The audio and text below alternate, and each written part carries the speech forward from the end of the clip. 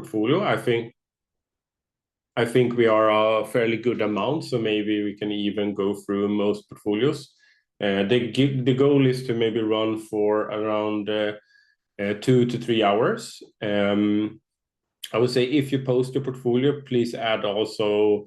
I would say it would be nice for me to know what type of studio you are trying to kind of apply for. It's fine to not have a mic, so I would say even if you don't have a mic, you can post your portfolio and chat. But I want to also say that you don't have to post your portfolio. This can also be just sitting in and learning from reviewing other portfolios, basically. But yeah, I would say if you post, please just add also kind of what type of studio you are kind of like aiming for. And I'm thinking in terms of like art direction or visual fidelity, basically.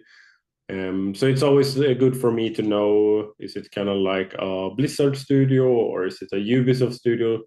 Kind of where are you kind of aiming to end up? And of course, in the end, I would say we have our North Stars, but it can spread out later. And I would recommend everyone that didn't see last stream we did a month ago. That one talked about a lot of these things and can be a really good resource when it comes to managing your portfolio, basically. And like I said, if you don't want to speak in the live stream, that's totally fine. Because as you know, this is being recorded and it's going to be on YouTube. So if you're not comfortable with that, you can always just write in the chat. Paul is gonna kind of keep track on the chat, and for whoever wants to speak when we're reviewing, that's also possible. So we can maybe start with the first person, maybe. Let's see. If you'd like, Jacob, I was sending some of them over to you on Discord in Yeah, order that I'm getting them. nice. That's perfect. Hello there. I think I've Hi. Yep, posted Kayla. my portfolio. I actually, I can talk a little bit about mine as currently a work in progress, which I think is a great opportunity to ask a ton of questions because it's right now in a transitional stage. Yeah. Feel free to add context and if you have any specific Sure. questions, and then we can start. Yeah, so I want to be an environment artist, and Mhm. so I do have some background with illustration, as well as I have done animation with characters like in the past, and I want to cater my portfolio to be more prop and environment focused. I would like to do stylized or pseudo-stylized games. So like some inspirations include things like Hoyo, Blizzard, Riot are a few examples that come to my brain. Mhm. Um, I had some questions regarding like things to demonstrate like an environment portfolio. Like I've heard things like showcasing PCG, like an understanding of PCG or like Vertex painting trim sheets are really good things to demonstrate. Mhm. Um, I'm currently working on some projects like that I haven't posted yet on my art station that I would like to demonstrate that kind of knowledge as well. Um, Even just things like, thumbnails, like things to remove that you would recommend, things that might be confusing. Um, and I suppose also to end off that note too, I've also worked, I did start like an indie dev studio a couple of years ago. We I no longer am in that studio because of uh, some of the people that worked in it actually got hired as game devs. So that's Oh, cool. nice. Yeah. Um, but they did show like a history of me having worked in like a group setting, and Mhm. I feel like that would be good to still like include, regardless of them being like 2D art. It still shows that I worked on some games in the past. Yeah, totally. I'm guessing that's this game, right? Yeah, that's one of them. There's Yeah. two games. So it's this one also. Yep, Um, yeah. So we can start. Which studio did you say you were kind of aiming for? Stylized, right? Like that's right. Blizzard, Riot, that sort of thing. That's right. Yeah, so first thing I would say is, and we've talked about this a little bit, is like I always try to reduce as much clicks as possible. So I think the cool thing is there is a lot to look here, but what we always want to aim for is to make kind of as easy ride as possible for maybe not a recruiter, but if you have like an art director or a lead watching your portfolio, you want to make sure that they don't have to like click too much. And I think having these categories can sometimes be a little bit confusing for some. Of course, Okay, we have all, but I would say usually it becomes a little bit like where to click and stuff like that. So I would right. say I would always aim to have as little as possible, so you don't have to have the categories almost. That makes sense. Um, and one thing I would think about is also like if someone jumps in here, they would probably maybe at max kind of look at 3 projects, I would say, maybe 4 or 5. But after that, they don't have time to look at more projects. And then the question is, will they click the project you want them to click on? So Right. that's why like the aim for having as little as possible is always important, because then you can control what they will look at. So I would always kind of like aim for having kind of like a very kind of sorted out roster, especially like when it's the first job you're applying to. You want to control basically exactly what they see. So I think this one kind of sticks out for me, like rendering wise. It feels quite nice, like crisp and stuff like that. But Awesome. of course, when we look at it, it's maybe towards more semi-realism, I would say. Yeah. So that can be something to think about. I think this shows that you have kind of the skill set to do kind of good texturing and sculpting and stuff like that. But maybe that art style wise, this feels like this could be kind of like a trinket in an Uncharted game. Like that's kind of where my mind goes to. So I like if you're really kind of aiming for kind of Blizzard, Riot, those type of games, then you kind of want to really kind of emphasize their art style in your portfolio, I would say. It doesn't hurt to be able to do realism or semi-realism, but I think when starting out, I would always recommend to kind of like have a very kind of focused kind of style when you're applying to different studios. I kind of have the same thing that I'm guessing you like to do a little bit semi-realism also, right? I like a Like, little bit of everything. Yeah. yeah, I'm exactly the same. That's kind of a blessing and a curse, I would say, because Yeah. I think you like artistically it will be kind of a really good uh, person to have in a studio because you can do 2D also. But of course, you're spreading everywhere a bit, and I would try to control that in the beginning. So one example, when I started, I had stylized stuff also, but I was aiming more for semi-realism. So my stylized stuff, I kind of put away a little bit, I would say. It was still there, and you can always hide projects in ArtStation, which is nice. So that would be a kind of a recommendation when you have, because you said also like it's a work in progress, right? So when you That's have right. like your finished roster, and maybe do that kind of selection basically. Another thing I would think about is basically everything you have on your art station. I would try to make it kind of like as presentable as possible, Mm-hmm. meaning that I would kind of avoid having kind of like The grid. a grid, maybe like like you can have something like this to show kind of sculpting and stuff like that.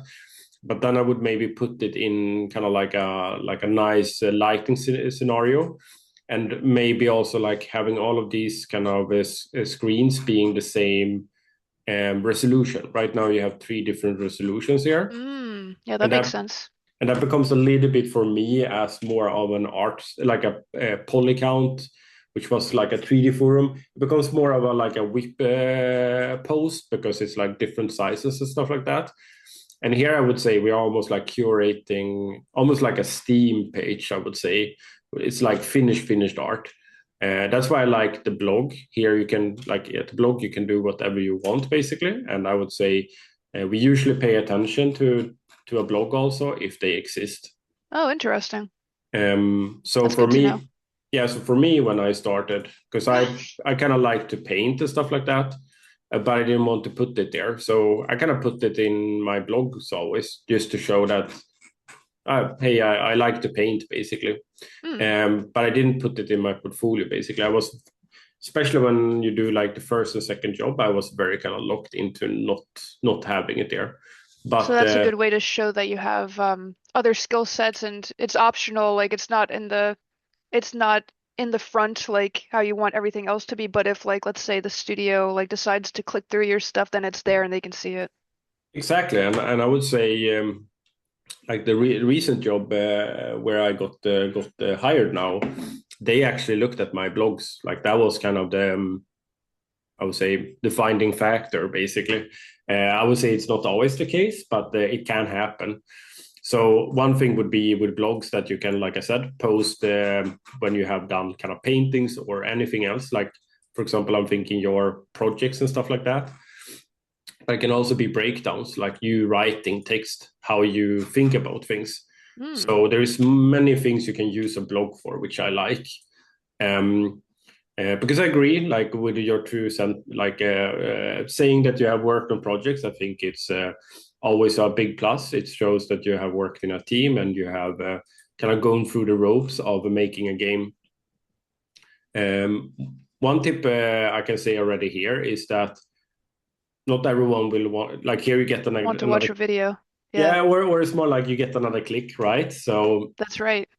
so So if having you go screenshots is better. screenshots or that you autoplay like this, like you use the autoplayer, Ah, and you don't have to have Pro to autoplay. The oh, that's a good only idea too. yeah, so it's you upload it to ArtStation instead, because and like everyone, like when it's on the click, like some art directors or lead will watch this on their phone, maybe on the train home, because they have like 10 portfolios to go through and they have worked all day. You kind of want to just make it as easy ride as possible. And I think videos are great. Like it captures people. Like when you open and there is movement, people will kind of pay attention. But I don't think it's always super nice when you have to kind of click one more time. Then you maybe even forget to click. Maybe you just look at this and move on, basically. That makes sense. So yeah, so what I would say is basically I would try to like another tip I would give is when you say Riot and Blizzard, do you have like one that sticks out extra for you? Like if you could pick between those two? If I could pick between them, probably um maybe Blizzard if I had to Hmm? pick, because I also like really appreciate their sculptural work because they have like a very interesting work, yeah, Yeah, pipeline where it's very like sculptural, but also they, depending on like what game project, they're very hand painted, and I find that to be very attractive. yeah. So when I think of Blizzard, I always think of Funny. She started when I started basically, and had these portfolio pieces basically. Mm, So my tip here is basically even like for people that've been a while, you can always go back and see, okay, what did they post mm. before they joined the studio? So this is one way of doing it. Like the only thing here I would say is that of course this is 12 years, so things have changed. Oh, of course. I think this still holds up. I would say this would probably get you hired still because fun is so ahead of their time. So it's kind of cool to watch. And I know that Funny has done a lot of tutorials also. So that would be another thing. I would study these tutorials, see if you can find specifically Blizzard tutorials and study them. And then maybe do basically a study of Blizzard art. So it doesn't hurt to do kind of like a study of the studio you want to work at. And I mean, if you aim for Blizzard style, I feel like you open up yourself for a lot of other studios. So it's not like you're just locking yourself into Blizzard. You can see here, Funny actually did Darksiders, which was kind of like similar to Blizzard. This was a little bit more recent, Hmm. but it shows that fan art can be quite nice to one, like say to the studios, like, hey, I really appreciate the type of art you do, and two, I can manage the art you do. And emulate it. Yeah, and I mean sometimes I've done studies of art styles that didn't became a portfolio piece, but it became a learning. So That makes sense. sometimes it can also end up being that. Another thing I know with Blizzard is that they have a competition. I don't know if you have looked at that. They have like um, a junior competition for joining the studio. I don't know if they do them still.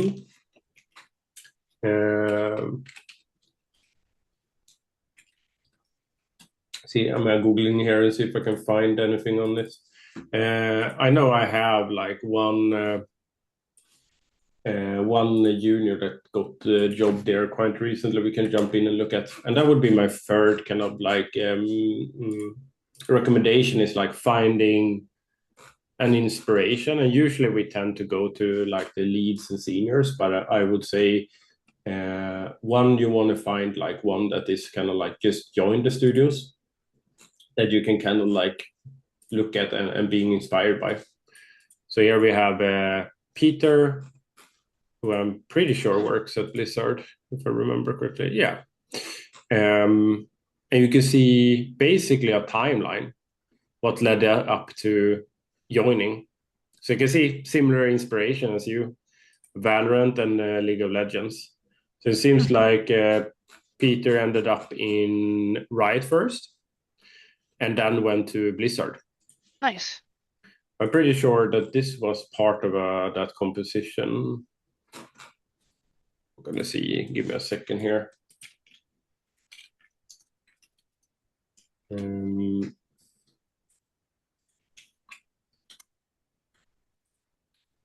Career competition, maybe. Do you have any questions in the meantime while I'm kind of like googling on Sure. the side? Yeah, so another thing that I also want to ask about, because yeah, obviously like it's kind of like I kind of feel like I'm uh that I think that's really good that you mentioned like the blogs for posting like other works that would be theoretically unrelated and not directly related to like my Mm. most recent work and everything and the studio and everything. Um, I do want to talk also about my most recent Vertex experience. So in Mm. my term two and three project, I worked on a very heavily stylized garden, and I'm really happy with the direction it's going in. I'm currently working on finishing it on the side. But yeah, Mm. it's very, very stylized. However, I'm also I'm currently in a term four project, and the group like make a game project for term four. Mm. And the style that we're working in that game is very realistic. So Mm. stylistically, very, very different. But I feel like both projects showcase like a lot of understanding of different aspects of environment art. So I feel a little torn as to like how to demonstrate that. And I also feel like like similar to what you were saying, like for myself, like um, I'm definitely like the type of person that likes to do both. I do like to do stylized, but I also like to do realism. Yes, I think for when it comes to like project you work on, I think you can put just the trailer and work like right on your art station, especially when you're starting out and don't have that much on your art station. So for example, later I added like my first game I worked on, Yeah. where I would feedback on myself to maybe download this this trailer and put it on ArtStation, so you don't have to click like maybe the YouTube player breaks, etc. So you don't know. But of course, this is like very stylized. Oh, yes. Um, uh, but I added this a little bit later. But I would probably feedback myself like when starting out, I would probably have this because this shows like yeah, Jacob has worked on a game, kind of like even if it was an indie game, and Right. that I did before joining Walking Dead, basically. And sometimes, like Avatar, for example, I left them earlier, so I don't have that much kind of like work gathered that I did, and the processes are quite annoying when it comes to AAA. So I just posted a trailer, like that's fine also. Hmm. Um, um, so I would say like I would just kind of post it kind of cleanly like this and kind of show that almost like make it like here's my game section basically. So I kind of like every game I worked on, and for some having like trailers and stuff like that. So here basically just environment trailers. Here I would say it's a little bit more kind of breakdowns and stuff like that, but mainly also just kind of pictures from the game instead. And I think in the beginning, just having them in the end basically, because someone at Blizzard would understand. Okay, this is probably like a project with other students, and you did stuff like that is important for a game project there, even if it's not our style. So I Yeah, wouldn't because that's worry. where I feel like that's valuable is that it's like working like in a group setting and being able to uh, Mm. have like a finished idea. And yeah, I definitely like that's yeah part of the reason why I joined it was to have that experience. And yeah, that's where I feel like kind of like a little torn is like because like I feel like there's representations like of realism, but there's representations of heavily stylized work, and it's kind of a funny thing because it's like a 50-50 split. But they represent like different aspects of like what I'm capable of doing.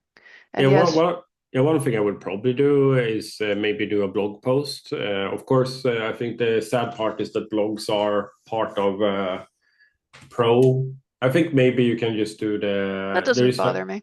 yeah, but like I think it shouldn't be like that. I think Yeah. the blog should be open for everyone. But I think the cool thing with blog is that you could write about your kind of experience, and Yeah.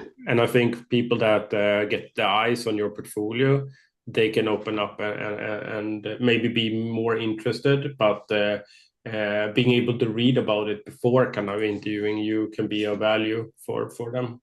That's a good idea too, like writing about like the journey and like, why certain projects are working on like backstories behind them and stuff. That's a Yeah. good idea too. But yeah, so I would say like I would try to just kind of go completely 3D when you're Yeah, kind of doing your cleanup. And I mean, like I have so many projects that I like like that I kind of want to be out there, but I always use kind of my Instagram to post those things that are not really part of my game art journey. Like that's another side of me, and that would be a recommendation. If you have that, you would kind of just link it here with your Instagram, and the people that are curious would probably jump in there and look basically. so um, like where like like any game projects that would be posted. yeah, or I'm thinking more like if you have paintings and stuff like that, maybe that can be on an Instagram or another website basically.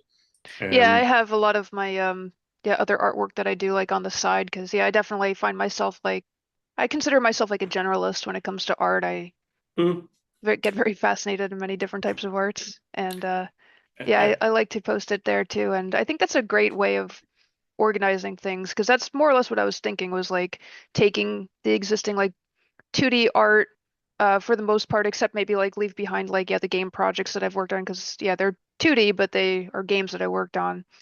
But maybe like the still images, like put them either in a blog post or just leave them on either Instagram or some other art website.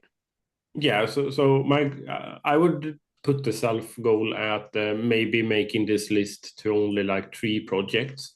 I know it's hard, Oh yeah, but that's kind of like what I would aim for, and then always trying to kind of like build something new that kind of push one away, basically.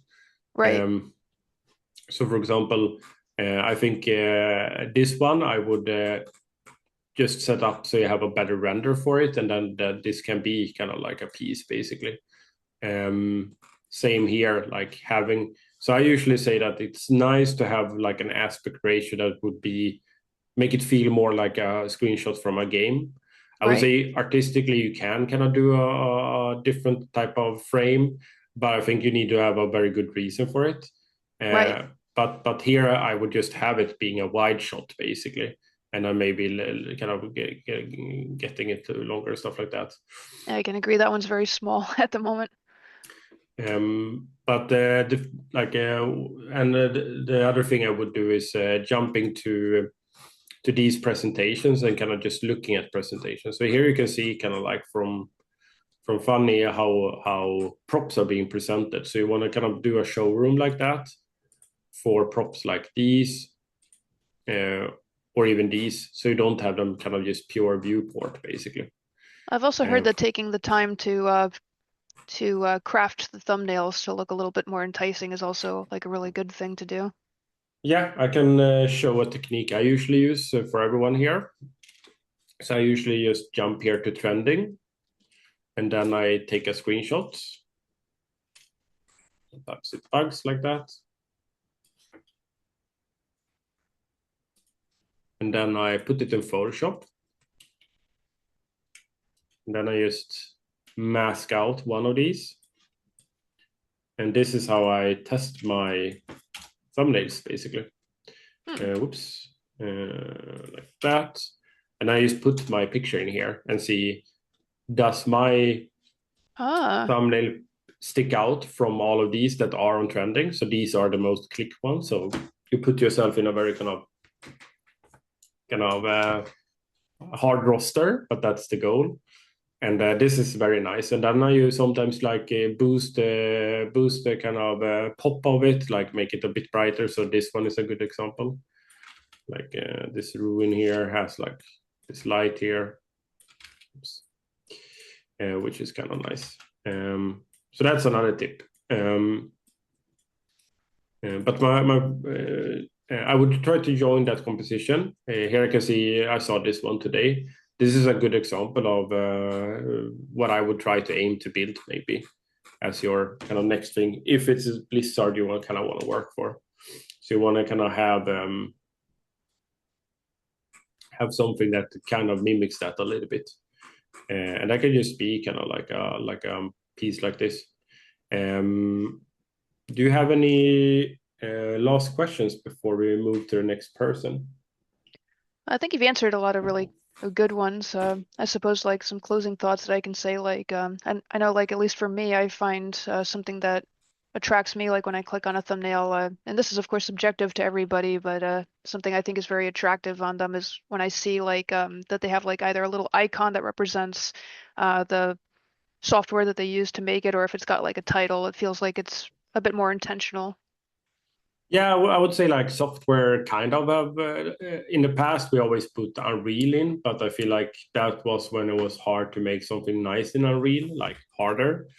Now Unreal kind of renders like any other render, like visually, like you have Lumen and Nanite. So now it's not as popular. What I would say is like it can be nice to have almost like an IP to it. Yeah. So this is very nice with That I really like. Because this feels very attentional. It's packaging, and I think that's like the next level when it comes to portfolio pieces. Is like good packaging. Right. So when I see this, is basically that this artist knows how to package something and make it almost like an IP out of it. So that's that definitely makes sense. A last thing, so we need to probably move to the next one. So we get a couple of others getting feedback, but I would say breakdowns would be the next thing. Also, I would really stress to add in. I definitely want to add those. That's something I've been heavily focusing on with my current term 4 and the finishing up my term 3 project, is I want to add the breakdowns.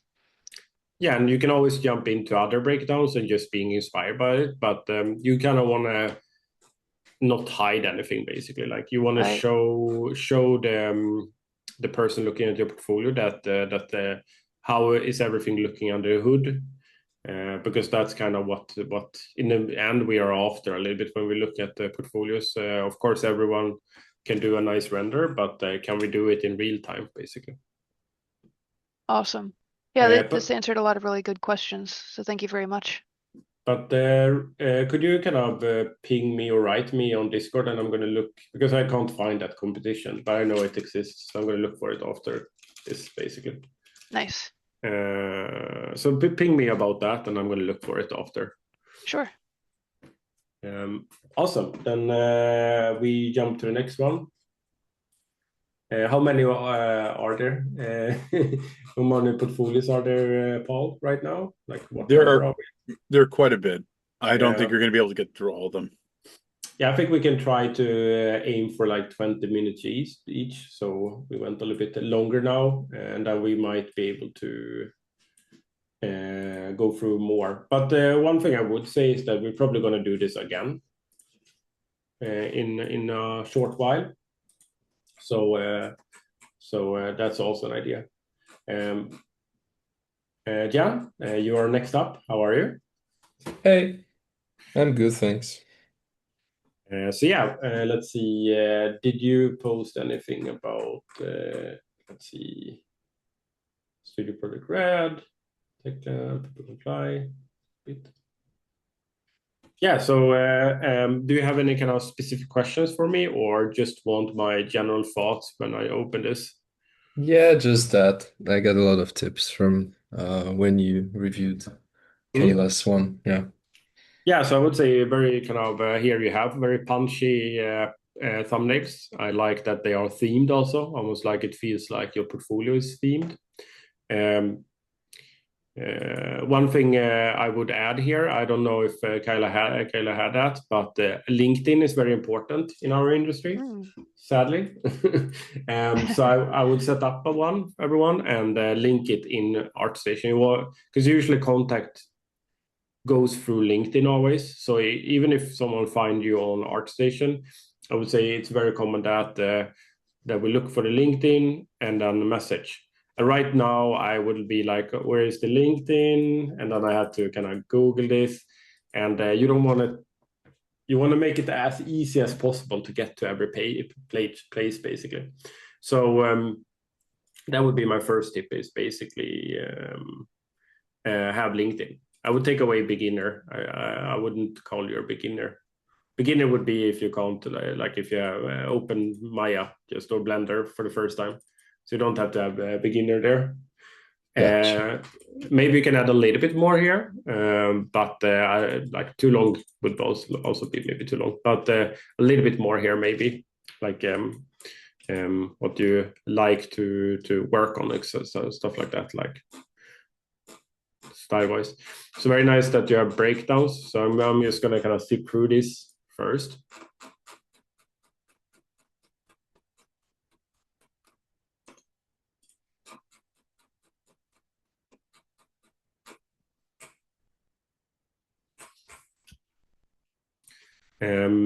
Yeah, so I can just give some general feedback. So I think these are super strong, but there is some kind of improvements we can do. I would say don't have to do these improvements. I think sometimes it's better to kind of just focus your next project and make that better. So that's always the question. Like I would say like re-renders and kind of presentation, those things are always valuable to do. But some reworks are just kind of like it's maybe better to kind of take those learnings to your next scene instead. One thing I would say is like it's great that you're showing your UV maps, but this would be not typical kind of industry packing. So I would be a little bit careful showing this because it kind of says that you maybe don't know exactly how we would kind of pack. For example, here, like the screws, we would not UV map all of them like this. You would just UV map one and then reuse it, right? Because then you have to have like a quite high resolution to render all of them. Like maybe you would do maximum of 3, but usually like a screw, you would just need one. And maybe even having it on a trim sheet together with other things. Same here, a lot of empty space. So you want to kind of avoid empty space always. And if you have it, don't show it basically.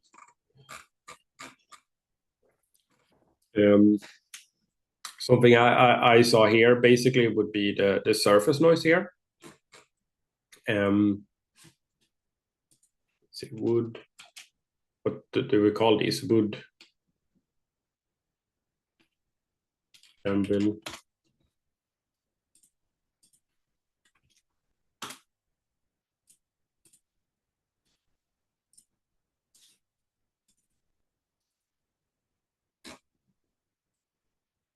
Wood log. That's the word I'm looking for.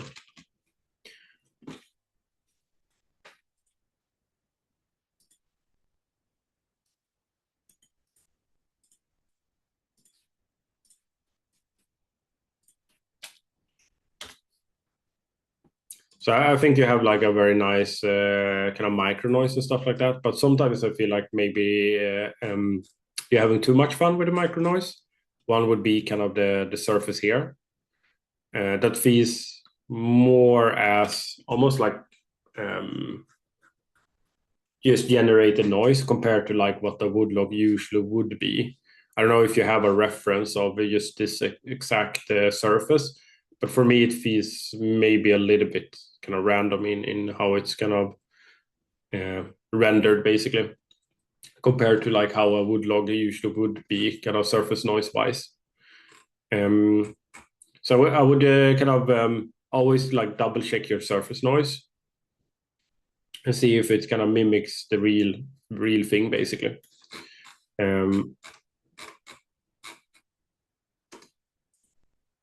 So camera is very nice. I think presentation is like super good. So no comments there. I think you're having a lot of fun with the presentation and showing that you can reuse the assets in a very nice way. But for example here, like this noise for me feels like I think it's also that you have like I'm guessing this is from Substance Painter and this is from the Sculpt. Like, so I can see a difference. Exactly. Yeah, I can see a different sharpness here basically.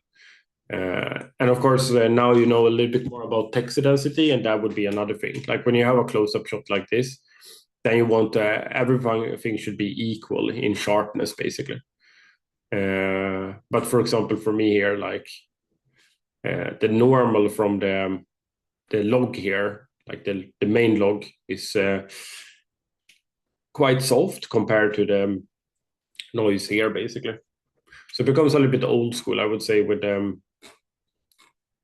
normal map there, but here it reads very nice. Like, so it's the close-ups basically that kind of like gives that problem. I like the scar here. I like the breakup there. So yeah, that would be the things. I think the biggest thing here would be kind of like be careful with UV maps and showing maybe UV maps that are not industry standard. But what you could do is kind of prove that with the currency you're working on. Sometimes you could also like maybe re-UV map one thing and kind of just show that you have it kind of correctly. But just to answer what I mean with that is that, for example, the bottom of this prop, we would probably not have the same scale as the top. You would probably have the whole log being kind of just a trim going from one side to the other, maybe. Kind of pack like the axe together and the log together, so they are not like, it feels a little bit auto UV mapped basically. That's kind of the sense I get here. And I saw a little bit the same problem here, I would say. I understand that this is like RGB texturing also, or no, this is just your RGB mask, right? It's Like all your, RMs actually. yeah.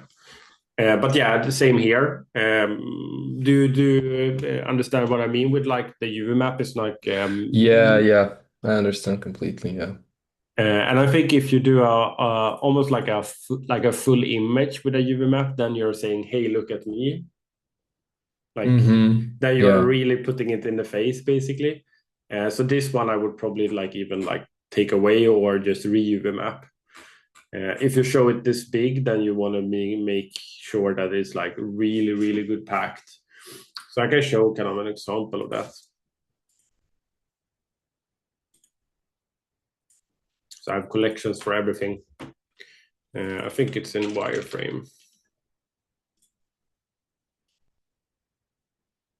So I have these, I think. This one shows it. So here you have like, I would say industry standard packing basically, because it is a Naughty Dog. So it can be always good to kind of like look if you can find these that show packing from games basically, and try to mimic it a little bit. But the goal is to basically reuse space as much as possible if you can. I think one of these shows it also. This one shows it also. So you can see how tight everything is packed here. And one side is only used here, like this is only one time. So we are flipping them.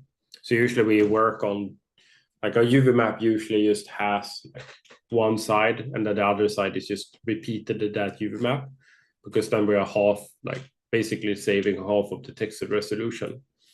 But here it becomes like, for example, these screws, basically, we would probably like not even include like, and if we include them, it would just be one that would be mapped to a small surface here, like almost like a tiny tileable texture of the screw surface. Nice that you have reference board. I think that's always a good plus. You're right in the softwares, that's nice. So yeah, I would say those are kind of like the thoughts. Do you have any questions for me? No, thank you for all the tips. It's awesome. So I think that would be kind of like a thing to maybe extra think about when you do your current project. It's like UV map, making sure that you have like a really good UV map that you can show. Because I think it's great that you show it, but like I said, it needs to be there to be able to be shown, be kind of like this, basically. But yeah, awesome work. Like I said, I feel like presentation-wise, just keep doing what you're doing. Like this feels like almost like now I'm waiting for the next color to appear, basically, the next prop. Yeah, next one is gonna be green. Don't worry. Nice. Yeah, that's I like that. Thank you. Thanks a lot, Jacob. Yeah, no worries. So let's see. Next up, I see Paul just keep posting. So I would say yes, we're probably not going to be able to manage everyone. Like I said, Paul, we might do this again. Maybe it would be nice. Absolutely. We can talk to Rebecca and maybe we can set it up quite like fairly soon again. The next one should. Oh, I'm sorry. The next one should be Manuel. It's right underneath the gen. Sorry. Yeah. So yes, Manuel, are you there?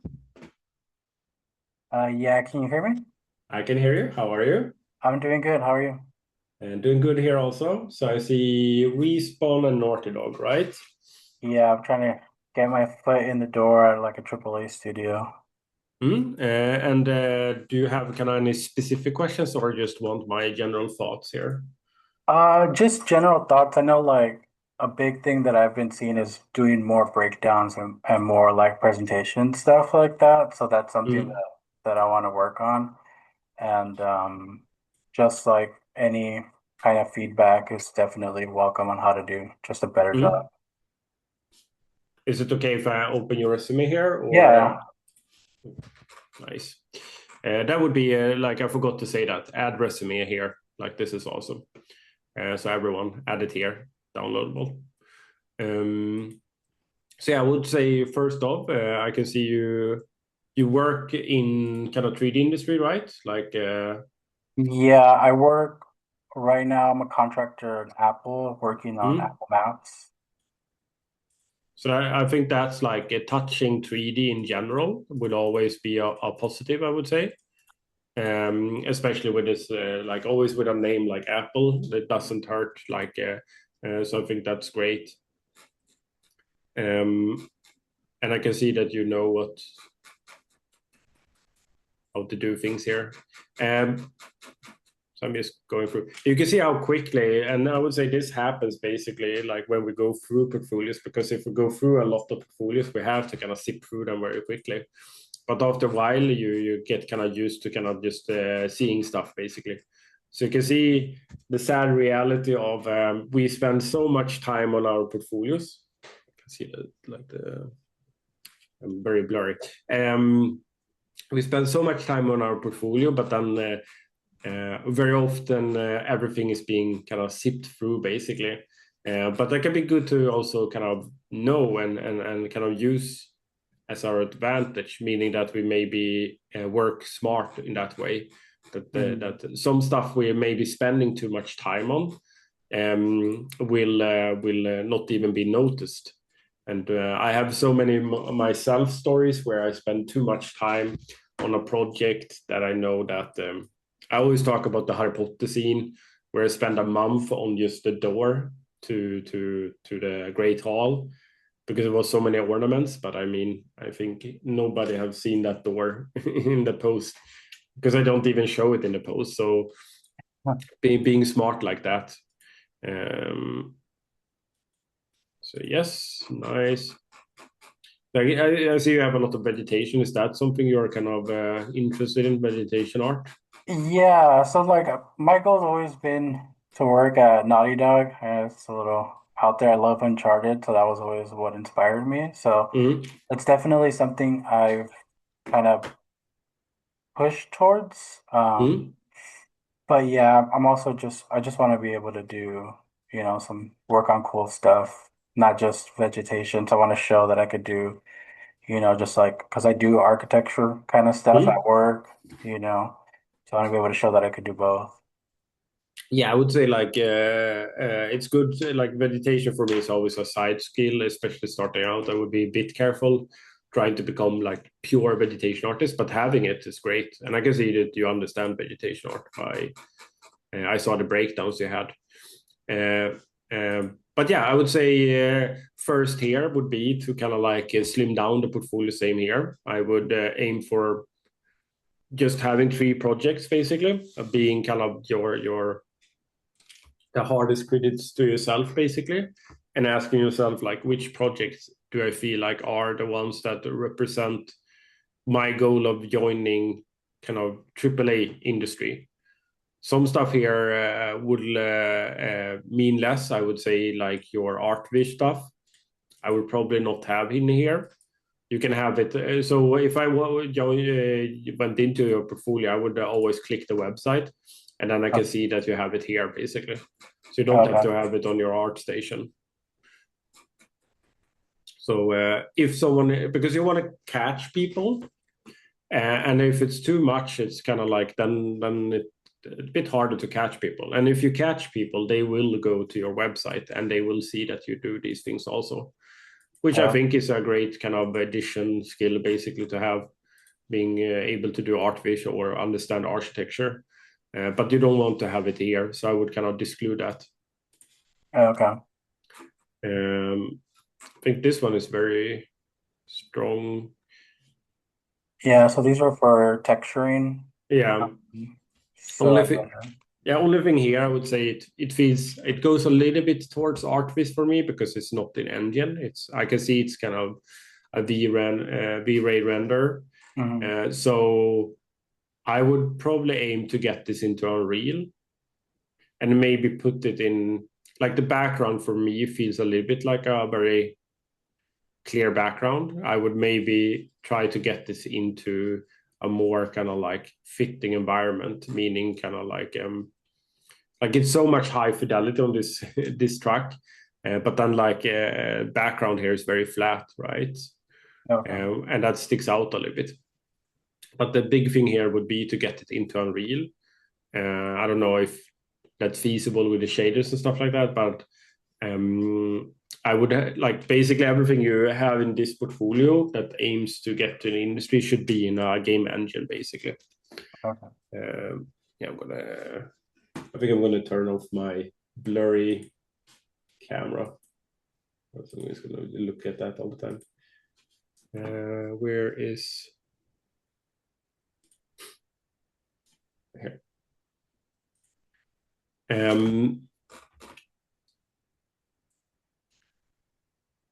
So I'm looking at these 3 images right now, and they are kind of saying the same thing, right? 3 vegetation scenes. And we can open all of them. This was 3 years ago, last year. So I would probably aim to have just one.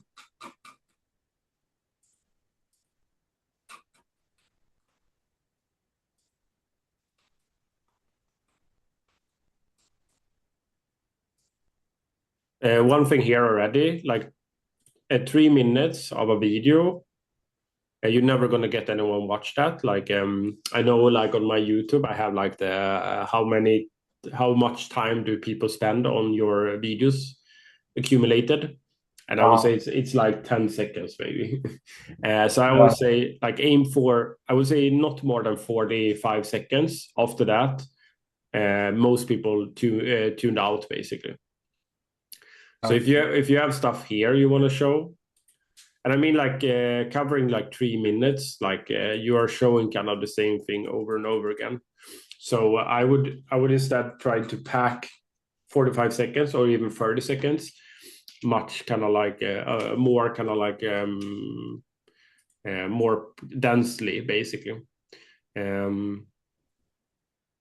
So I think what you already, because I think also like when someone open this and see it's like 3 minutes, it becomes a little bit, oh, this is very long. And then they might jump here and it's the same environment. So it becomes a little bit like this could easily be just 30 or 45 seconds basically. Okay. Like even for the most kind of detailed environment, I would say, like meaning like theme wise, let's say you have like this forest and then you have a building, like say you have like a really big project in terms of like themes still there, I would try to like slim it down to 45 seconds. So always try to have it like under a minute. One tip, same here, like if you are after going to Naughty Dog, I would study people that joined Naughty Dog recently. I know that they are hiring a lot of juniors right now, so that's kind of a positive for us, because then we can study that. So yeah, I actually followed two because I saw that they got, because I applied for a junior position. I saw they got hired, so I went to look at their art stations to get an idea of what they have, you know. Yeah, that's awesome. So I think I have one here. I saw that joined. So Jolene. And this is the project basically that they get hired with. Of course, there is other stuff, but I think we can start studying this a little bit. So so you see here, for example, 30 seconds. Yeah. Like this is 30 seconds. Yeah. So you basically don't need more. And then breakdowns, a big one. Like this is really good. Even writing text, how the thought process was happening, and kind of like breakdowns like this. So stuff like this I would add in. So my tip here would be to just study this junior and seeing, of course, in your own theme, can you create something kind of similar in terms of fidelity, but also breakdown, stuff like that. So basically every project you do now should have like a breakdown basically, because a render is one thing, and I think like we could say that this maybe is a little bit of a breakdown, right? You show the textures and you show the wireframe, but you can present these things always in a more kind of like presentable way. I like Stampe when he did his asset.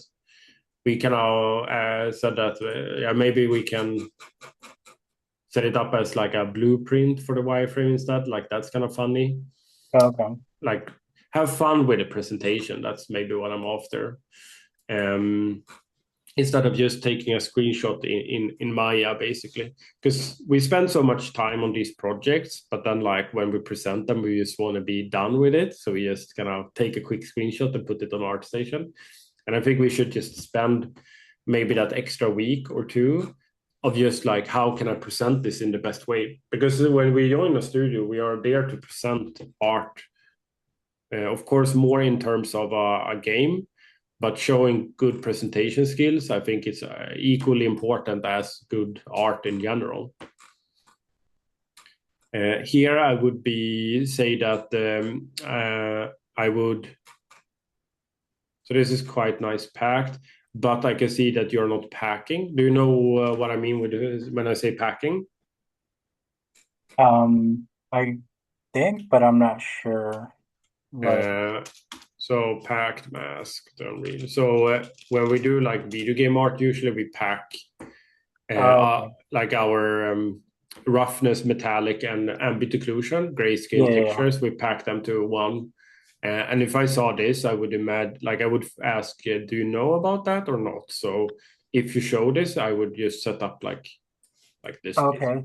So that's funny because I did pack them to put them in engine, but then Yeah. I got each individual one to present the maps like this. Is that the Yeah.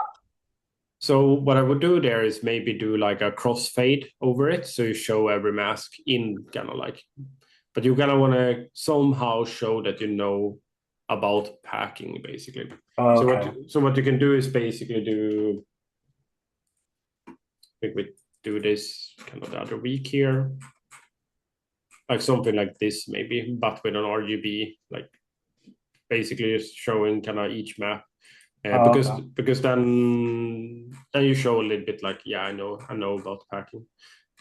Same here. I think this becomes just a bit of a scroll of just small images. I think you can just work with one, maybe it's enough, and maybe put it in a context. So instead of having these small images, maybe have the prop next to it. Could be nice, Okay. because then you cover the whole. I always try to make every image the same. Like you can see every image here is different, like resolution wise. And that also comes down to like presentation, having all of these being the same resolution, basically. Okay.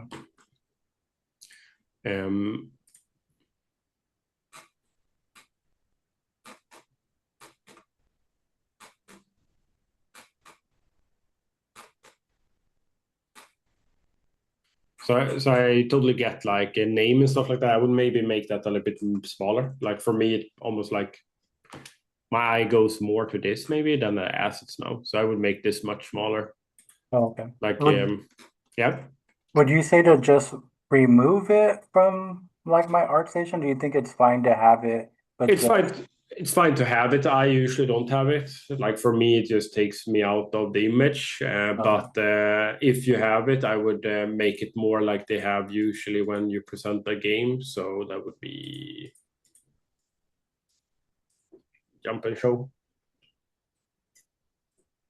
Usually it's like Yeah, this small maybe, or you have like a banner. So if we jump to like a banner like this is a bit kind of nice presentation. Okay. So and I would have like a red thread there, like so it's not different every time. Like here there is none, or like here's one, here's a different one. So if you update your logotype and stuff like that, I would kind of address all projects. So it becomes like a red thread between all of them. But yeah, make it much smaller. This link, I don't think anyone will type this in, so I would probably just skip it. So I would put your logo in the corner here instead, and then your name. Okay. I think if someone sees an art piece and they really, really want to figure out who it is and they have the name, they would just Google the name. They will find you basically if they want to find you. Another thing would be to always, I don't know if you've done that, but yeah, put your name here basically. That's another idea. So people have the name in the screenshot they download. Oh, okay.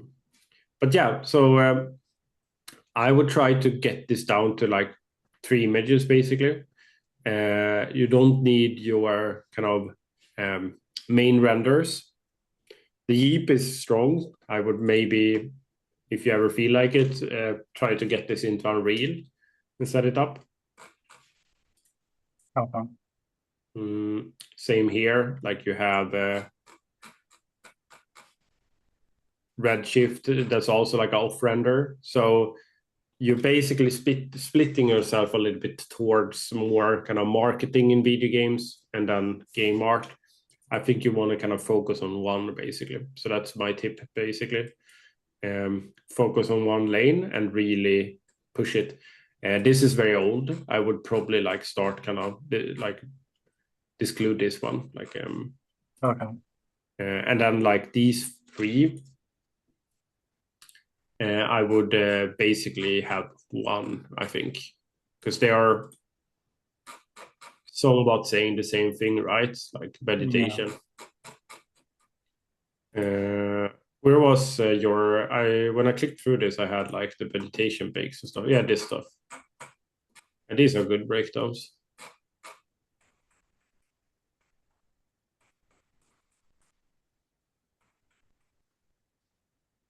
So that type of breakdown I'm missing here, basically. Okay. Because it shows that you kind of know about like ZBrush baking and setting up like good baking for vegetation and stuff like that.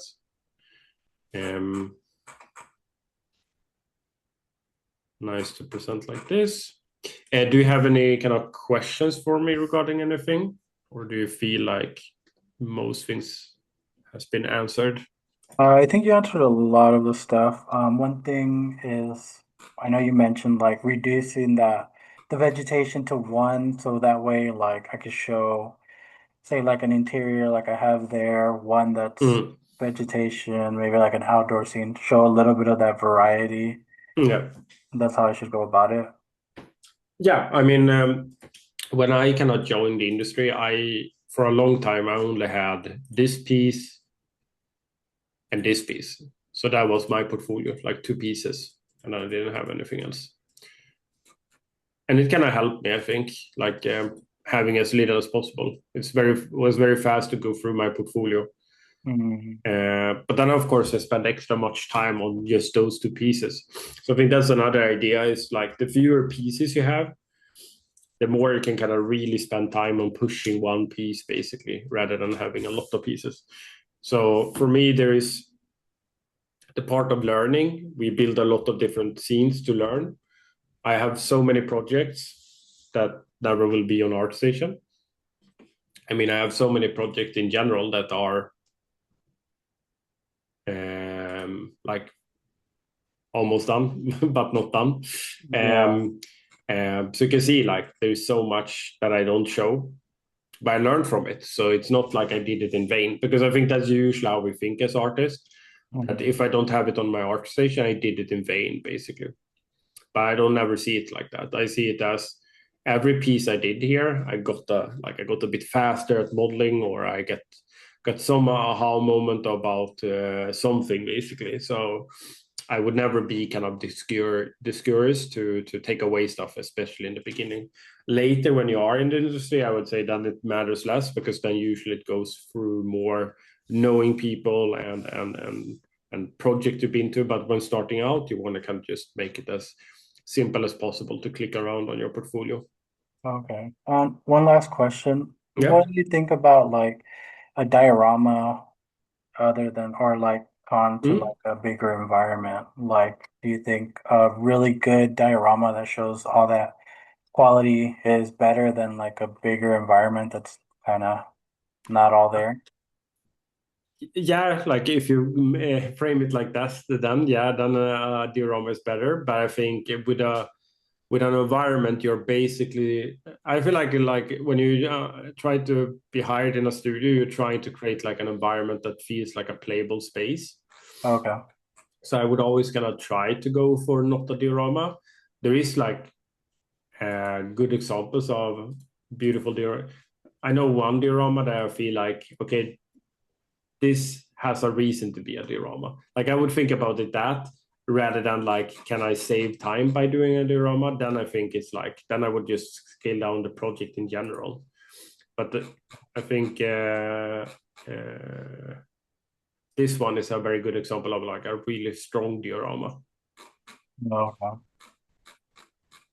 Because so much time was put into other things here, like other aspects. And it feels like these are beautiful, the breakdowns and everything. So if you do a diorama, there needs to be intent to do the diorama, basically, rather than like not can't be just saving time. It needs to be presentation wise. Could you push the diorama to feel like a project in itself, basically? Okay. But yeah, say like for example here for me, this aspect ratio is a bit random for me. Like I would stretch this out to be more of a screen size.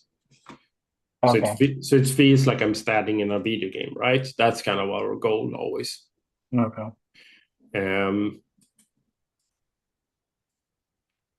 And I think my biggest tip for you would be, so I think like modeling wise and stuff like that, and set dressing wise, you are there. I would probably spend like next project. I don't know, do you work on a project right now, like a scene or? Yeah, I have something that I'm working on. I'm doing like the Star Wars bunker from Endor. Nice. Yeah, nice. So I have that pretty much like modeled just the beginnings of it, but I wanted to add my own twist to it and add like maybe one of like a laser gun, almost like a foxhole kind of vibe. So there'd be like a gun on top and kind of show that there was like a battle that happened. That's kind of what I'm going for my next project. So my biggest tip would for me, like where I think you can push the most, is lighting. Like I would spend maybe a couple of weeks just trying to push your lighting as much as possible, because lighting is usually what will push you to the next level, I would say. So I think we have this one. So these, I'm going to link this collection for you, and you can look a little bit at kind of like, these are lighting artists. So of course, they will always have advantage, but I think as environment artists, striving for kind of really strong mood in lighting should be always the goal, basically, together with the art we're doing. So that would be my tip. I can give you also a playlist on on YouTube about lighting that can help you a little bit, maybe. So give me a second here. Going through all my playlists here. I think I have one about lighting. Here.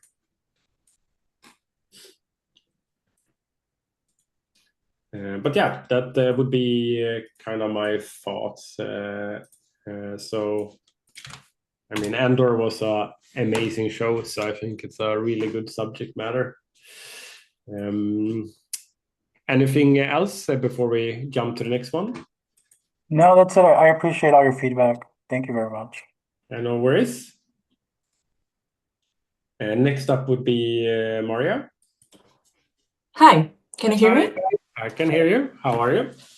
I am good. Well, I also have some unpublished portfolio. Is it okay to like post 2 images in the chat? Yeah, of course, do that. Awesome. Oh, I shared the same link. Give me a second here. Wait. Your work looks familiar. Were you in a chems webinar like last year in the summertime? Yes. Yeah, I recognize your trees. I remember really liking them in that class. I'm happy to hear that. Yeah, they really stand out. I think you did a great job with them. Oh, thank you. So I think the main question would be, how can I secure a job as a senior environment artist? Right now, I'm working as a vegetation artist. I mean, I've been working as a vegetation artist for the past 2 years, and I'm happy with what I'm doing. But I feel like my portfolio is dragged down by small dioramas that I have like made in the, I don't know, past, like 3 years ago or something. And do you think, like, when you say senior environment artist, are you thinking like getting to another place or inside of the studio? Sorry? Like you said, like how can you become like more towards a senior environment artist, right? Yes. Would that be inside of the current studio or more like out Not in the wild? Current studio, but like in any other studio, I don't know, focusing on stylized video games.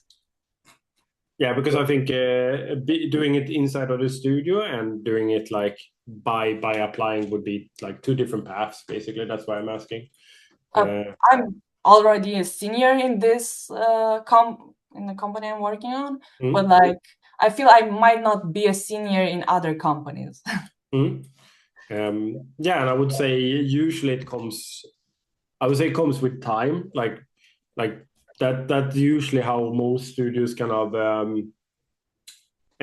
would kind of like put you into the bracket of senior. So for example, when I joined Ubisoft, I had worked probably like 5 years already in the industry, and they put me as a junior, which I didn't agree with.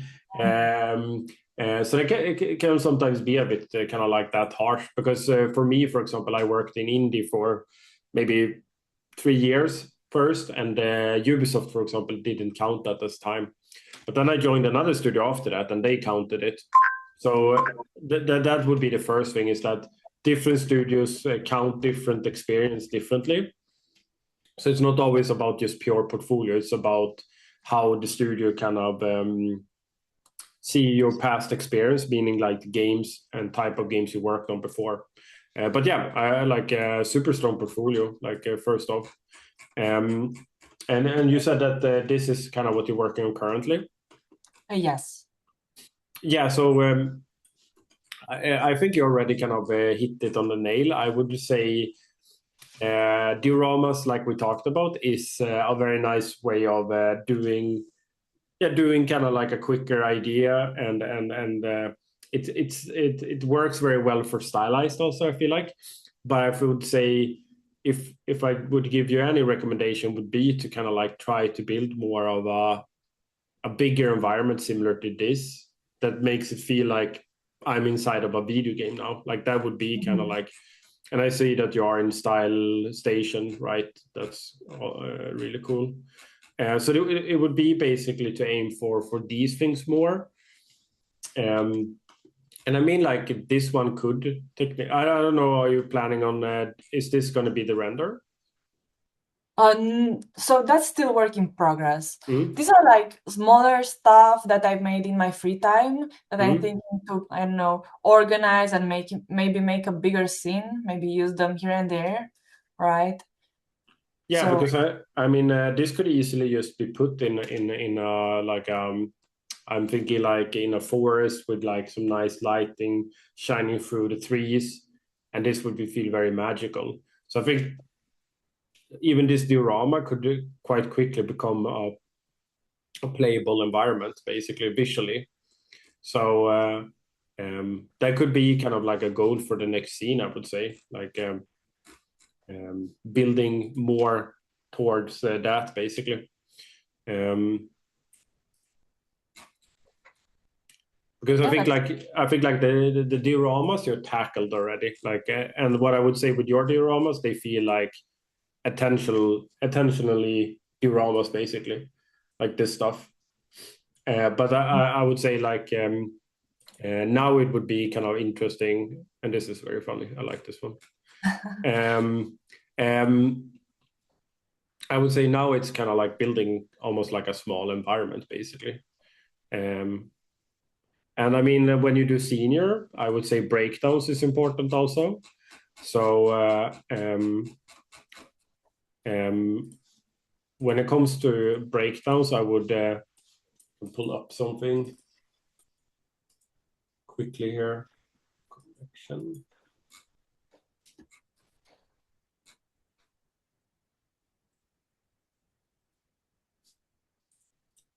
I think put it very good.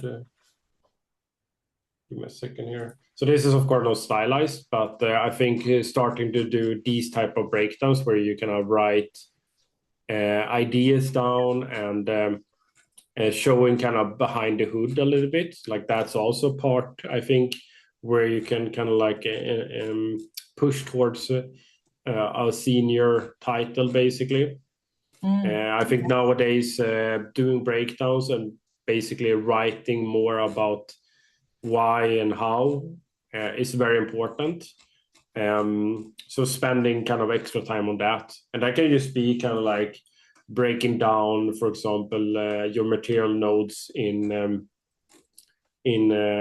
Substance Designer, or it can be a breakdown on how you went about like the shape language, like thought processes basically.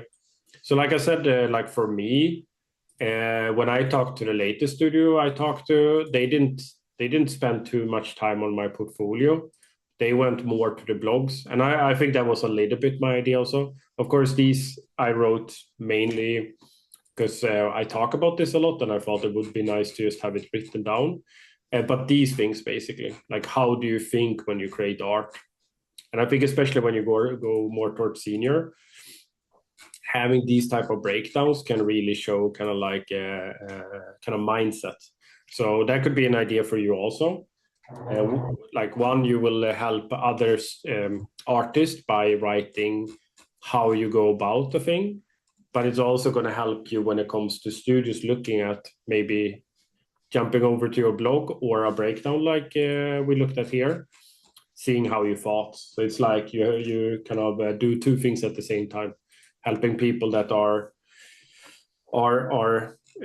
starting out, and but also helping yourself by making sure that studios see that this is how you think basically when you do art. But like visually, I think it's like you can just keep doing what you're doing, like stylization wise and stuff like that. Do you have like a studio you are kind of like aiming for? Like, do you have like a dream studio? Not really.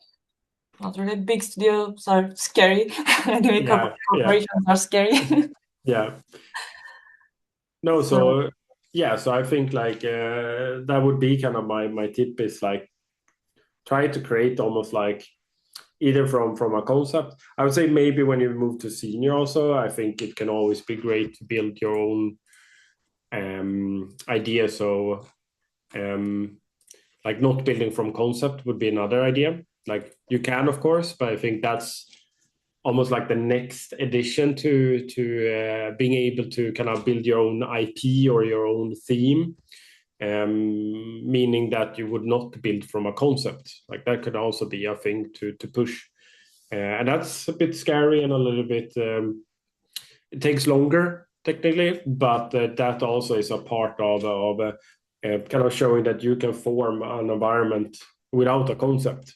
So that would be another tip, basically, like building a whole environment without like a concept, basically. For the Cyberpunk Alley, I've made the concept, but it is not a good concept because I do not really do 2D.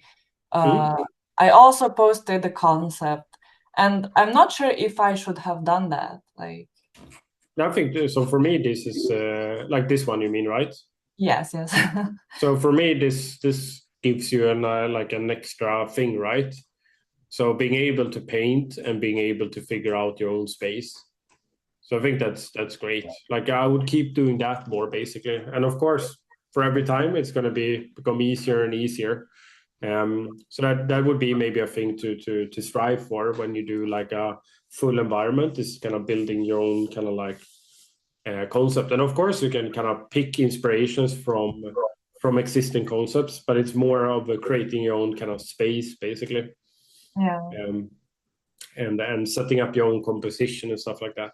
Because I think like when we move over to senior, it's more about kind of just general fundamentals, like understanding good compositions, presentation, and then of course also teaching. Like I think usually how we see a senior is someone that can help other in the studio, and that's why I'm talking about like writing good breakdowns or even writing kind of blog posts. Another thing could be to maybe try to reach out to level 80 or other articles. Like this would be another way of kind of writing how you work basically. And this is kind of like a skill in itself, I would say, like learning how to kind of put down your workflows and mind into to letter. It it's time consuming, but I think there is a great value there. Like these are usually being spread around a lot. They help people, but they also kind of like make kind of studio see them and see how you think. So that would be a tip. Okay. Thank you so much. That's really useful. Anything else that you're wondering over? I don't think so. But yeah, art-wise, awesome, and yeah, good luck with the current scene. Thank you so much. Let's see, Alexis next. How are you? Hello. Hey, how are you? I'm good. Let's see. So let's see. Looking for working in stylized games, right? Do you Yeah. like when you say stylized game? Do you have a game in mind, like or a studio type of studio? I think I'm aiming more towards like Palia Yeah. or Overwatch, Valorant sort of vibes. The good thing is that I saw Palia here when I looked at the thumbnail, so I think you're getting close to the style. So let's see, breakdowns also very nice to see, and you do 2D art, so these are yours, right? Yeah. That's nice. So we're gonna kind of repeat some things here now probably. So one thing here, like I would try to keep images in a similar aspect ratio. So maybe for this one, you would put it together with the bed, so you get it kind of being the same size. So the aspect ratio is not jumping around like this. And then same here when it comes to, I would say one thing I've kind of zoom into would be wireframe. I think this feels very kind of dense, especially for a stylized game. I think I have some wireframes from, I don't know if it's Palia, but some stylized games. We're going to look at that quickly.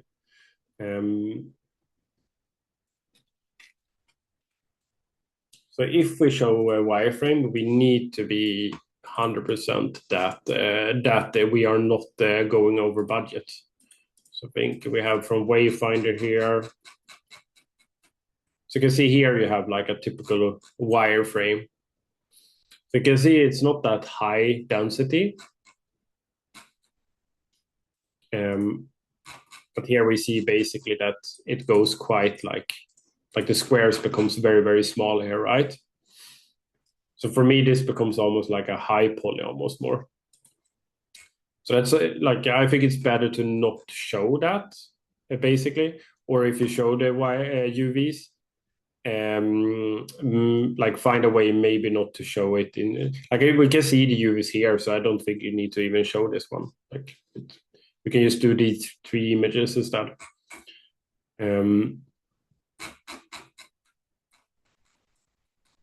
I think when it comes to stylized art, one thing we always want to have is the ZBrush sculpt. I think that's kind of plays a big part in the workflow. Like usually these games are very kind of being defined in ZBrush basically. So these type of renders usually. So that would be a tip to have like your ZBrush sculpt in here also. So maybe like gathering them together basically one by one. So basically the bed you would have this image, and then you would have kind of combining this with the concept art maybe, and then having the sculpt basically below that. So presentation wise, like right now it feels a bit like almost like a breakdown to present the assets. I think it would be fun to maybe set it up more as a small scene basically. So maybe moving kind of like this to the side here. I don't know if this is supposed to kind of hang maybe, but I think the next push would be to maybe kind of build this as more as an environment. And you can do that with the next kind of project you do, basically. So that would be kind of what I see here also, right? That it's mainly props, and of course, like prop artist is a job in itself, but I would say usually prop artists and environment artists usually merge nowadays. I would say it's fairly rare that we only do props nowadays. So this is kind of like, this feels a little bit more like a diorama that has like props being used and stuff like that. A little bit like storytelling, like this is pulled out and stuff like that. So maybe you can play with that a little bit here. So it's not like in a line like this. So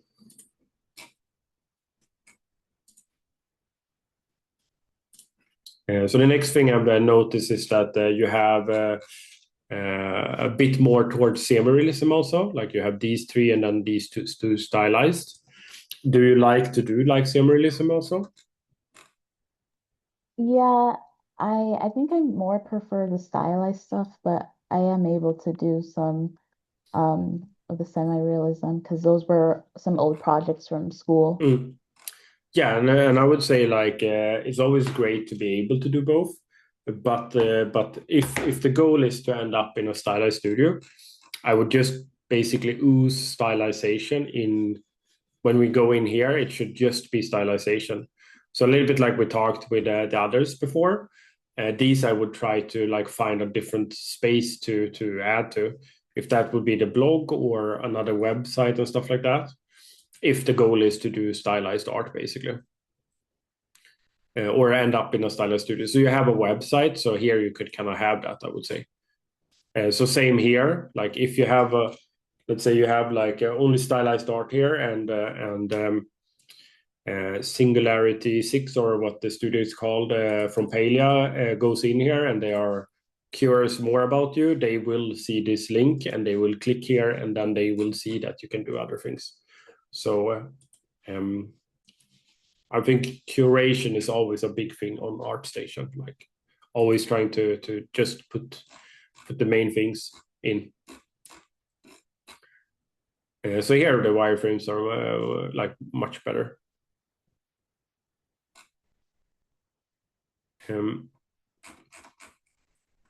So I think diorama wise here, I would like maybe it could be nice if this was not just a square, like maybe it can be more like a platform or blurred a little bit or something, so it doesn't become that sharp basically. And I think also like maybe not having a pure black background can be nice, similar to what you have here, like a softer background. So it could be worth maybe re-render this one a little bit to get the similar kind of presentation to this. So I like the set dressing here, like feels very kind of set dressed and stuff like that. So it's more about like presentation. And then when it comes to like lighting, I would say always like try to avoid very dark shadows in stylization like these. So I would always try to like light very soft with stylization. So I think this is kind of like very kind of soft and nicely presented.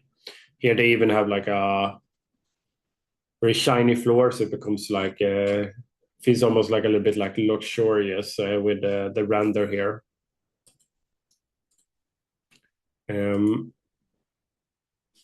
Can probably add a bit of a summary, could be always nice. A little bit about you and interest, and then same here. And I'm going to repeat this for everyone. I think having a LinkedIn, if you haven't created one, if you have one, just link to it basically, because that's always a contact point basically.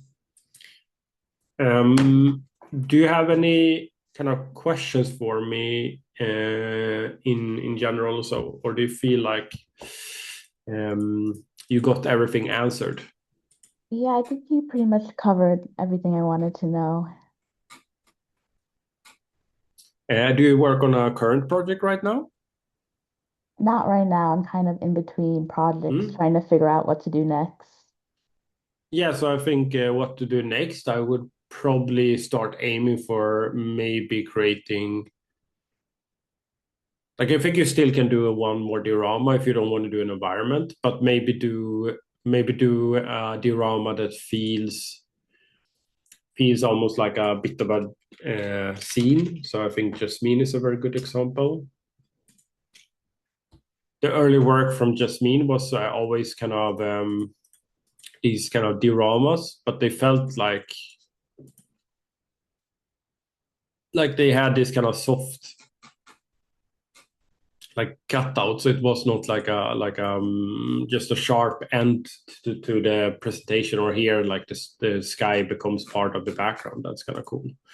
So study a little bit, or here I think that's what I talked about here, like having this soft blend instead of this sharp line here. That would be maybe a tip, is like study some of these kind of dioramas and build one more. And then when you've done that, maybe start looking into making the diorama a little bit bigger. So Jasmine here built almost like a whole environment here, became almost like a whole environment, a building. And then after that, it became environments, basically. So yeah, always fun to start a new project. So good luck with that. Thank Anything you. else? Anything else, or? No, I think that's it. Thank you so much. Yeah, no worries. Let's see. So we jump to Javier next. How are Hello, you? hello. Can you hear me? I can hear you. How are you? All right, all right. Sorry, is it okay that it's a Vimeo? I also have an ArtStation. I can send it. Oh, okay. Yeah, send your ArtStation also. Okay. So Thank this you. is for 3D modeling. Hmm? It could be either for animation studio or gaming studio. It's beautiful. Oh, thank you.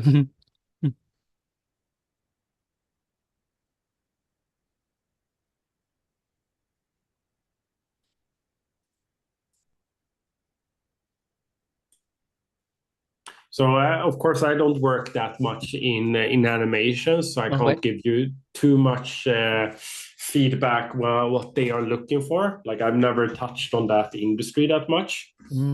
But I think you're showing kind of what I usually see from that. Okay. Like video format like this.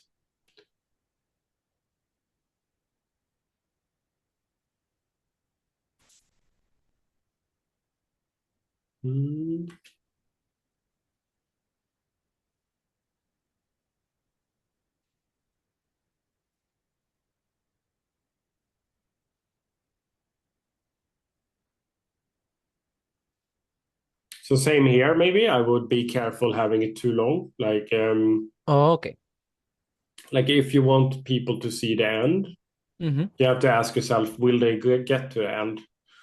So there is always kind of things we can always trim out. Okay. And another thing I would say is maybe like wireframe wise, I would say maybe if this is for move, like that's why it's always a bit dangerous to kind of aim for both, because it's two different workflows. So I would say here it's maybe too low poly for being towards movies, right? Okay. Like Snorlax here. Yeah, Snorlax. Snorlax here kind of loses a little bit the form because it's too low poly almost. Like because when you do towards movies or rendering, you can kind of like, you don't have to care about wireframe, right? You can just have it very high. But yeah, let's jump into the ArtStation here. But when you say do you have like a main goal? Do you kind of prefer to work in games or movies? Like, do you kind of? Oh yeah. So basically, where I studied was somewhere in Canada, and they mostly trained us to work into a animation studio instead of a game studio. Most of our teachers came from like pretty not very well known animation studios like Wild Brain and Atomic Cartoons, and I'm pretty much just aimed to become like a junior modeler at least there. And Yeah, they kind of have different rules too. Like they keep teaching us modeling techniques, which I'm not sure applies to everyone because when I saw their works like from earlier, they had like a lot of triangles. We were told like triangles aren't allowed. It has to be squares only, and edge flow is important. That's why I'm also not sure if it applies to the same, but yeah, basically. Yeah, I mean that was taught when I studied also. I think it's a ghost lingering. I would say like maybe I would say yes for animation because you do like more sub-D modeling and you want like clean edge flows and stuff like that. But in games, usually in the end, it's like what works. I would say. So I would say yes. We want to be careful with edge flow if we do a high poly, low poly bake, and we want to have like a clean slate. But in video games, sometimes speed is a little bit more important. So I would say it's not like a cut to roll rule basically. So I can see you working with UDM here. Like yes. So that becomes very kind of locked into movie industry or animation industry. So we don't use that in game industry at all. I see. So that would be like a thing for you. I think would be like you probably want to kind of aim for one thing because I think it's very hard to do like have your portfolio kind of go to both basically. So that would be probably your first goal is like picking one industry. Okay. And really aiming for that basically. And like I said, I wish I could give you a lot of insights when it comes to the animation industry, but I've never worked in it, so I can't give you give you too much insight there. But I would say I would probably look into a little bit more sub-D modeling and having it be a little bit more kind of like kind of high poly. I would also like, I don't know if you have any kind of artist that you can kind of look towards when it comes to this industry. I think that always helps a lot. Having kind of like do you have like a portfolio I can see that that kind of works in this industry? Like of an artist that I know. Yeah, like in the animation industry, like if you have one, because then we can dissect that a little bit. So, I'm sorry, not really currently, but so that would be my tip is like try to find a couple of artists that you can kind of lean towards and study. Okay. And like look at what do they show and what do they do. So I think that helped me a lot when I started out, finding basically a little bit like idols or inspirations in the game industry. So for me, it was like people at Naughty Dog. I kind of studied everything they did, listened to podcasts and stuff like that, and just was very inspired by them, and learned from that basically. So I think that's a big tip is to find those people that you can kind of look at and study. Okay. Because yeah. I'm sorry, I just wanted to ask about when you said it has to be more high poly. Is it like to preserve details and to make the details more stand out? So I think it's like when you move towards movies, then you don't have to care that much about low, like for example, I would say here, for example, like this roundness, like I can see every hard line here, right? We would probably soften this, like it would be soft here, basically, like a soft. Okay. Even in games nowadays, I would say we would soften this, so you would add more edge loops here. So depends, of course, the art style that you're going for that render. But I think in general, usually movies or renders for animations usually goes more towards a little bit high density. Do you have like a studio you can write to me that I can look at, like like a typical animation studio you're thinking of? Yes, Atomic Cartoons and Wild Brain. Can you write it? Atomic. Sure. Sorry, by the way, if you're not familiar, because it's in Canada and stuff. Yeah, I mean, for me, it's a different world, right? It's like we are don't make cartoons. So what I would do is I would go to LinkedIn like this. Okay.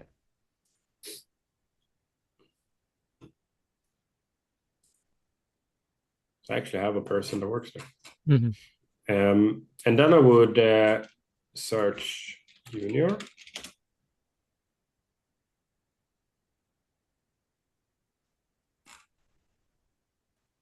Yeah, so you see Lily writes that also. Like they are so far apart. So I think it's very almost like impossible to have a portfolio for both basically in the same portfolio or time-wise. We can of course be inspired by the different ones. Like I always add a lot of animations in my portfolios and stuff like that.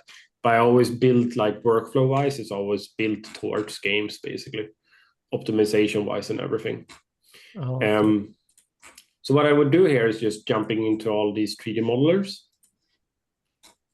and then check what they have on their ArtStation.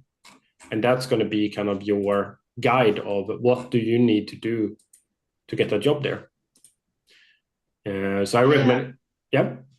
I have some feedback actually, listening to all of this about animation. So I went to, well, I live in the United States, and so I have a similar background in the university, having studied animation. Being in the US, there's a huge emphasis on Walt Disney Studios for animation, and I had some professors that worked in Walt Disney Studios, and it was very interesting, like seeing a lot of similarities with what they would do for 3D animated features. Like I had a professor that had worked on a Bug's Life, as well as also a lot of early games in the 90s, and there were similarities between like video game design and animation design in the sense of being able to do smoke and mirrors. And I actually have an example of a Yu-Gi-Oh character that shows being able to do um, magic tricks behind the scenes. And I want you to take a look at this when you get a chance, and perhaps even show it on screen, because if you rotate the model, that's where you'll really see like the special effects. And there's actually a huge like emphasis for 3D animation to be able to tweak 3D animation to cater towards singular angles to match a hand-drawn illustrated look. And so I shared a Sketchfab link. And if you rotate it, you'll see what the hand looks like. And that kind of stuff is actually really valuable in animation studios and certain video game studios that are doing stylized work. So I wanted to share that as something to really look into if you want to do stylized work in animation specifically. Okay. Thank you so much. Yeah. Yeah, it's very, very cool. And I've seen those kind of breakdowns where like they kind of mangle like a character to make them work. And I mean, it's true. We do that in games also to make, like, I mean, the CS character in Counter-Strike are kind of like really broken if you would look at them like from behind the camera, basically. But yeah, so one thing I know is very popular, or I see a lot in these, is usually like these kind of lights, kind of different set lights. I think that's something you could maybe look at a little bit more. Is if you can set up like some light scenarios, maybe make almost like maybe even do maybe so if I would try to get into the industry, I would maybe do a study of like a 3D movie basically, or make a real movie to 3D. Like that would be probably like where I would focus and try to kind of get it as close as possible. Like maybe Lego could be also, because they are very popular now, like the Lego animations. But yeah, like my biggest tip is to just do what we did here. Basically, I jumped into all of these artists, and already we're starting to get ideas. So that would be my recommendation, is almost like make a little bit of a list of animators or 3D modelers rather, that you can kind of study from. So here we have a junior, but it's animation, so it's a bit different. So I would look for modelers and best is to find like juniors that recently joined your industry and see what they did, because then you have a blueprint of exactly what you need to do. And of course, you will do it a little bit different. But having that blueprint is always kind of like a little bit almost like a cheat code, I would say. And I did that a lot when I started out. Like, you studied a lot of juniors and what they did to get into the industry, and I just kind of did the same, but with my own voice. Okay. Any other questions? I wanted to ask about my presentation of my posts, because I just videoed my UVs. I'm not sure if that is something to do, but I saw a friend do it in his ArtStation account. Yeah, so like I said, I haven't seen that many kind of. I don't want to put too much kind of like words here, because it might be like a thing you do a lot in. I know that you do a lot of like videos more when it comes to like the film industry. I would say we don't do that many kind of those kind of videos in the game industry. It's usually more like locked cameras, I would say. And then, but when I've seen breakdowns for the animation industry, I see kind of what you are doing. So I think the answer there is basically study the people that have got a job and see kind of like how do they present their stuff. Basically, they will get like the most honest answer. Basically. Okay. And I wanted to ask about I have a problem with my portfolio, is that if you see most of my work, it's very stylized and like hand painted. There isn't really any realistic texturing or anything like that. The closest one would be like the house, but I'm not sure if, let's say, I should add something like that to a reel, because it would be kind of out of place. Or is consistency more important when it comes to like a demo reel or an art portfolio? Like, would consistent style be more important than like versatility or variety? Yeah, I think consistency is important. So I don't know exactly how this with your industry, like the animation industry. That's why I don't dare to say exactly, and that's why I would study these basically. What to do, animate, or rather, what do 3D modelers do in animation basically, and can I copy that basically? So then you get kind of that answer. So that would be kind of how I would, if I decided now to join the animation industry, I would basically jump into all of these kind of reels. And you can see this is usually how things are being presented. We don't usually present like this in games, so very different here. Like, we don't usually do these turntables. It's very rare. Right. It's two different industries, but you can see here you get kind of like a bit of a blueprint what Daniela did here, basically, in breakdowns, for example. And here you so this is what I talk about, like make it a little bit more high poly, like right. Everything has like a soft edge loops to it, like there is no kind of like low polyness to the objects, basically. But I think in the end, like when it comes to what you work on, it's like one, you need to want to do it basically. So if you're not passionate about realism, I think it's hard to do realism. So I would always ask yourself that, like if more stylized is your passion, then aim for that. But I would find studios and examples that do that and study them basically. So that would be my answer. Like, can you find artists that do what you do here and that has a job, and then like you can kind of like see their path basically, and that would be kind of how I would go about it. All right. Thank you.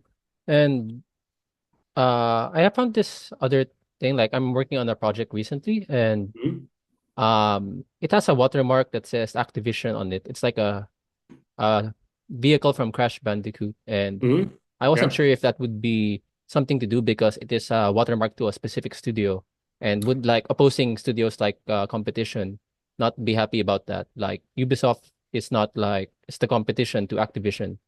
Would it be like a problem to include that into a? No, I would see that as fan art basically, and I think fan art, like we talked about a little bit, I think aiming for a visual style of a studio that like, let's say Ubisoft, you are basically doing what most studios do, calling semi-realism. So, for example, my first scenes were always kind of like catered towards Naughty Dog. I kind of like obsessively put my stuff next to their game all the time, like this. Oh, okay. And try to make it not stick out. So that was kind of like my way of learning on my own, basically, like putting it next to this over and over again, and that helped me a lot. And of course, Naughty Dog was on the other side of the world, so I always knew that would be a bit of a big dream that probably would not happen, but it opened up other doors. So I think it's a good practice to kind of study existing art and trying to aim for it, because then we don't have to figure out art direction on our own. We can just kind of like work from their art direction, and there's so many other things to learn when it comes to 3D, like just general practices and stuff like that. So taking away one problem is always nice, and that would be kind of like style and art direction. Okay. Thank you so much. And sorry, I do have a few more questions. So it's okay to add like a realistic thing on my portfolio, or maybe I can categorize it as like one is stylized, one is realistic. Would that be something okay? So yeah, like I said, I don't know how it is for animations. Like if you ask me for games, I would probably try to avoid it in the beginning. I would just try to be one style. But I can't say how it is for animations, because I haven't studied portfolios for animation. So I'd rather not answer it with a guess. Okay. Got it. And I guess I'm sorry, this is like technical. Like I saw a lot of breakdowns of texture maps mixed into the UVs, and I wasn't really taught that in my university. And I just wanted to ask how it can be done. Like, is it just from Substance Painter you can export the maps, like the albedo map, the ambient? So are you thinking like did you see now on the stream, or? Yeah, the ones in the stream from earlier. Yeah, so that would be textures from usually Painter, Substance Painter, or Substance Designer. And in video games, we usually pack these together and optimize them. So for video games, we always have to real-time render, and that's why we need to kind of make sure that everything flows. I have a playlist on materials in general. I can link that can give you maybe some ideas what it's about.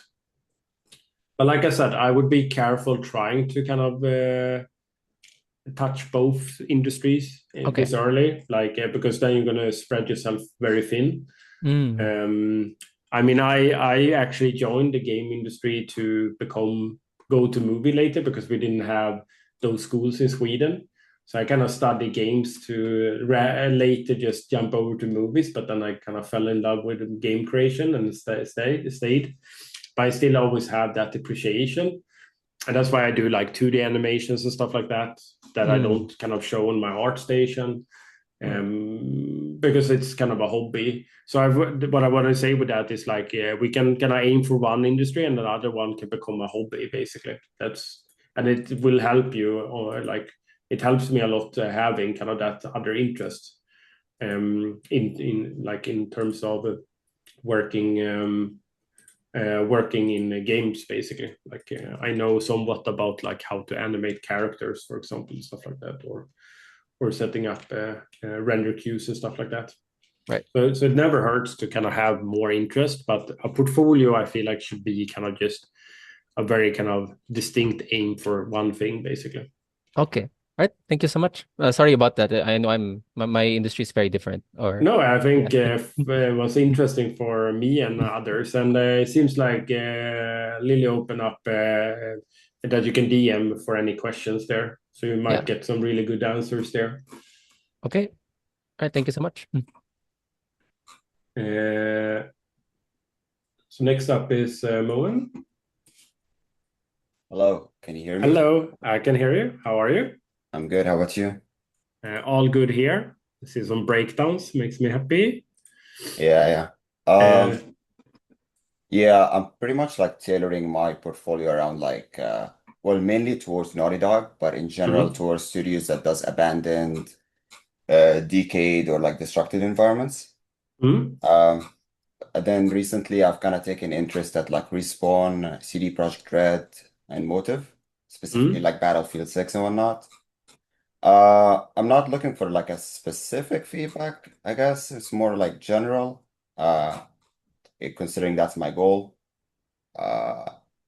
Yeah. Oh, super strong stuff. Like just scrolling through quickly, very good breakdown. Like I think you cover many things we want to see. Yeah. Currently, I'm actually working on a second environment right now, for an exterior. If you want, I can link or upload like progress shots just to get an idea of what I'm working on right now. Yeah. So I think like I don't have that much feedback. Like I think the only thing I would maybe add here is maybe a slight more kind of storytelling. I think. Yeah. Like the general like everything like modeling wise and like story wise, like breakdown wise is there, but like that touch of a story it maybe is missing a little bit, and I can just be someone left something or someone was here recently, like maybe someone put up a camp here and just kind of mimicked that they had a dinner here, like they were reminiscing of the old times, stuff like that. Like, how can you infuse that it feels like there was a story happening here? Because we always work without characters, so we always have that task to kind of like, can we create stories without characters?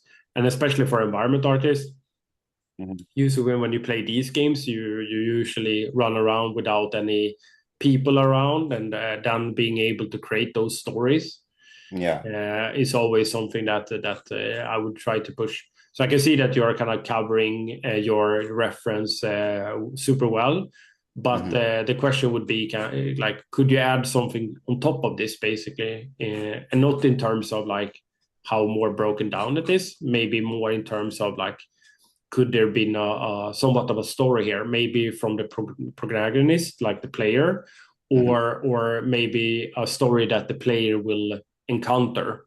So almost like thinking it as a set piece in the game that you're playing.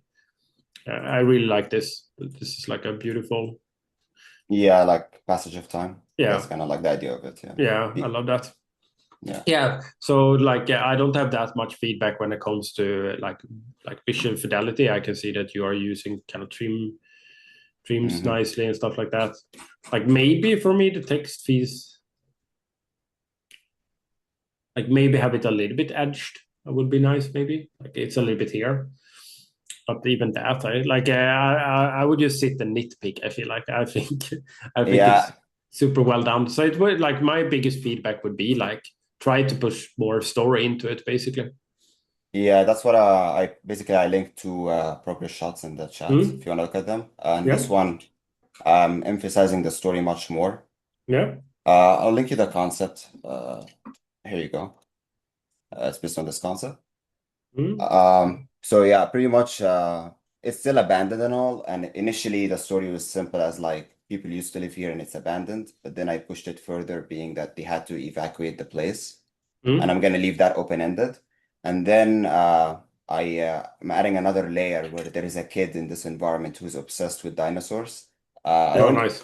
Yeah, I have more shots that conveys that, but I give you like the big shots that shows most of the environment. But yeah, so in this one I'm planning to push the story more, where each shot in the environment there is like a hint of dinosaur. You can see there's a plushie on the stairs, but I'm still like working on like making it convey much more clearly that's a dinosaur.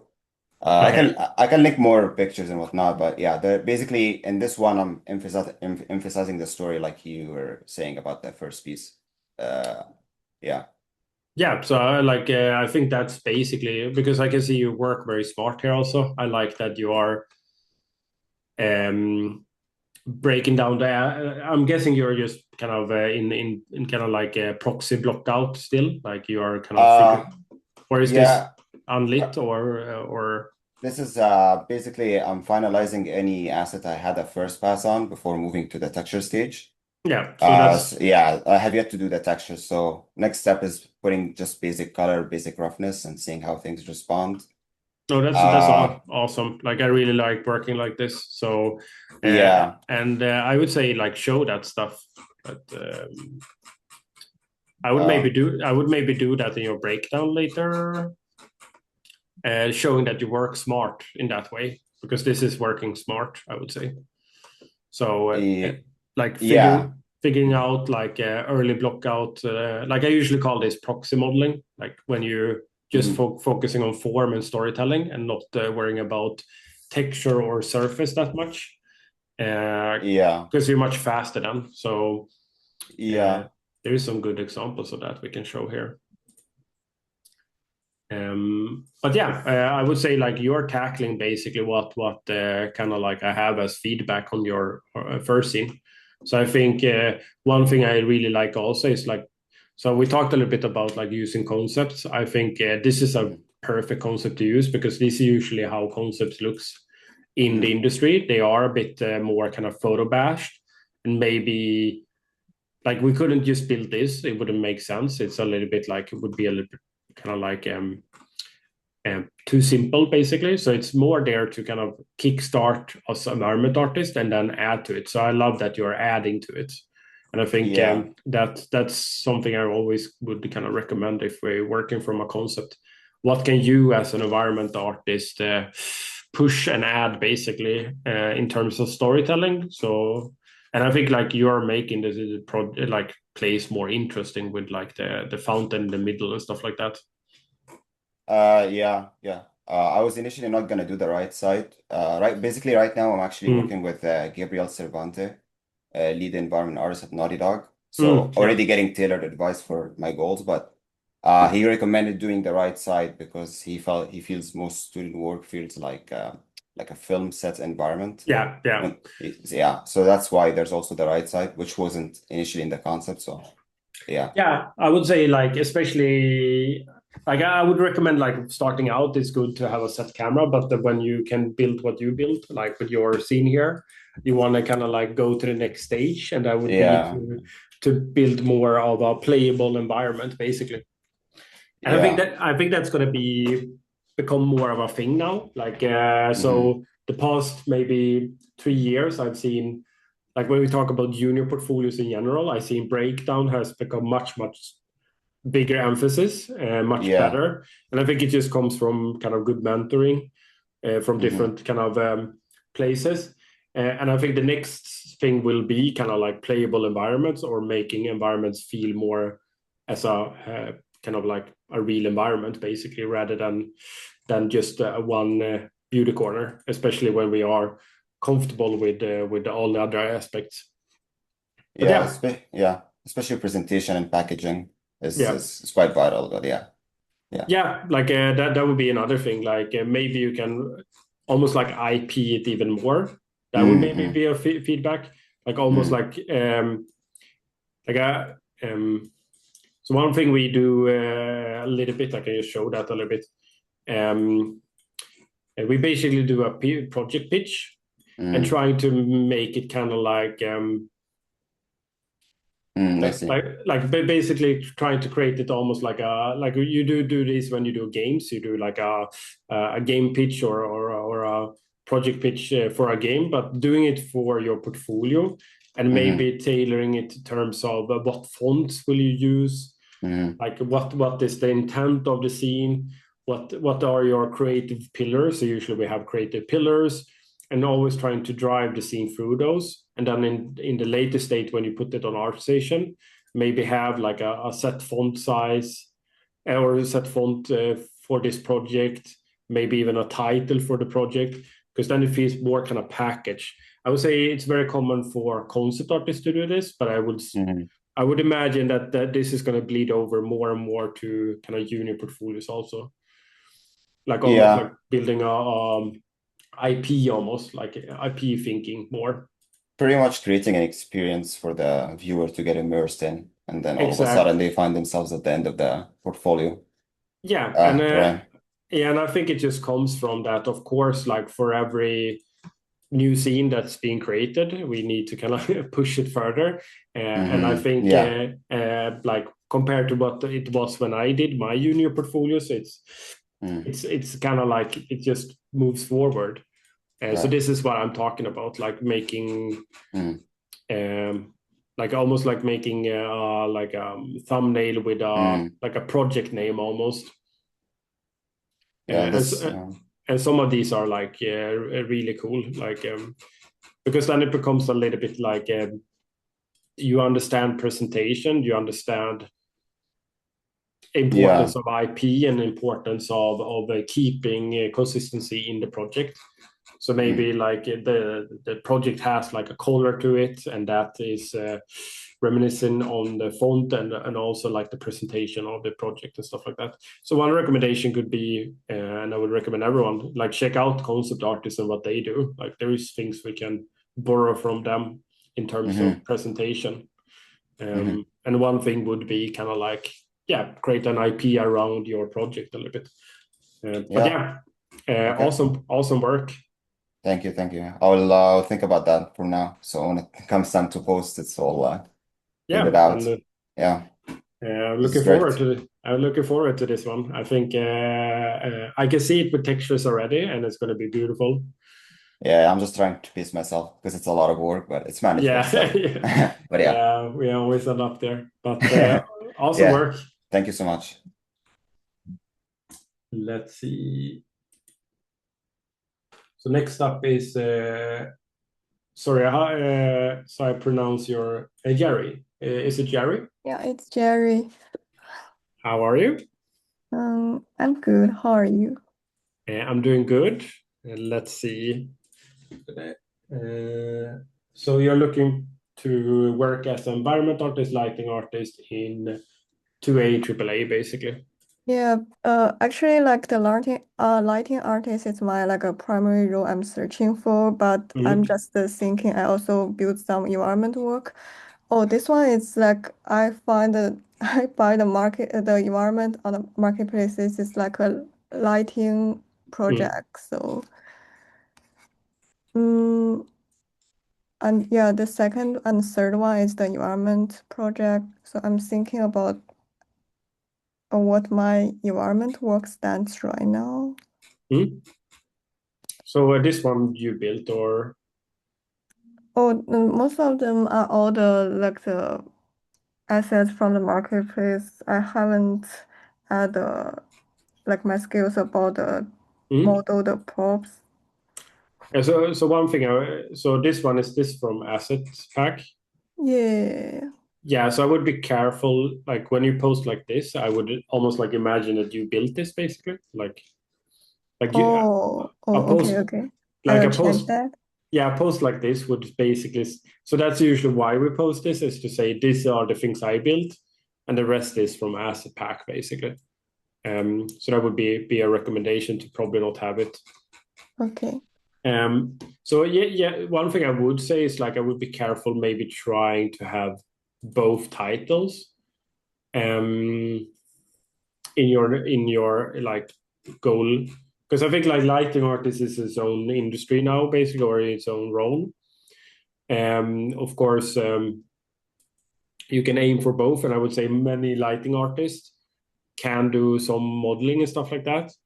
But if you're aiming for being a lighting artist, it's going to be kind of like its own path basically.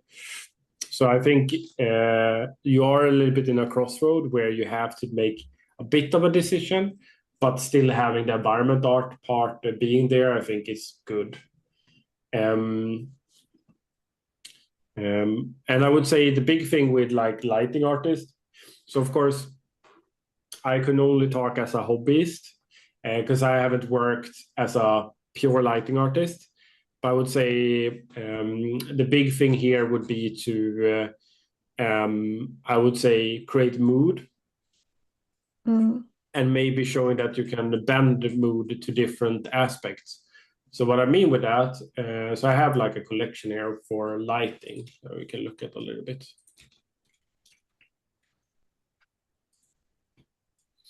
So I think a very common thing for lighting artists is taking the same scene and they kind of relighting them in different scenarios. So I think this is a good example. So there is like different, I would say, exercises and stuff like that you want to show as a lighting artist. One is taking the same environment. So this is from Marketplace also, and giving it 3 different feelings basically with lighting. So you can see 3 different feelings here. Another one would be to what you are doing a little bit already is showing understanding for breakdowns. So this stuff. And maybe like for your next scene, even going deeper into this, meaning that you want to maybe set up like physically based rendering, I would probably look at. So physically lighting, sorry. So physically based.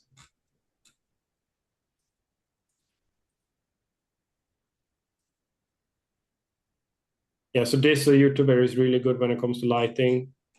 Okay. So I would look into that, because I think if you're going towards light artists, you kind of need to have that in your portfolio. And what that means is basically that you are using kind of set numbers for kind of making lighting behave exactly like real life. So you would do, where do I have that thing? This one is very good. I think it's this one. Okay.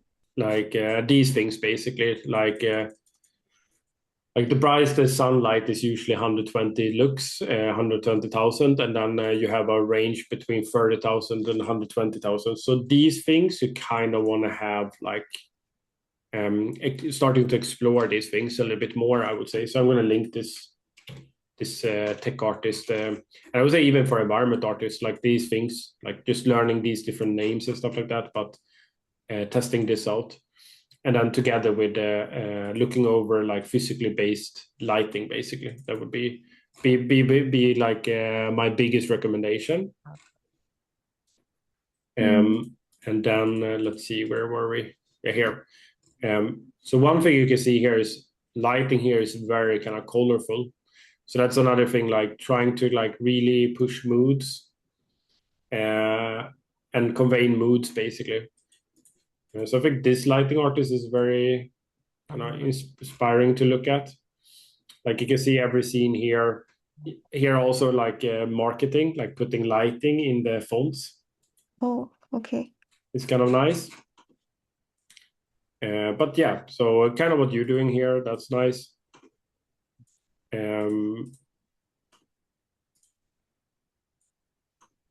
So my biggest tip here is kind of study. I know that this artist, he's been in the industry for a little bit while now, and you get a bit of a blueprint what this lighting artist has done to end up in the industry, for example. So here you have even more breakdown. So light complexity can be good to study a little bit, and if you can kind of manage to like get that to be as kind of optimized as possible, and stuff like that. So I'm going to link this collection also, and then we can talk a little bit about environment art. So that's just to cover lighting for you. So yeah, you said you had? Did you have an environment scene here that was made by you?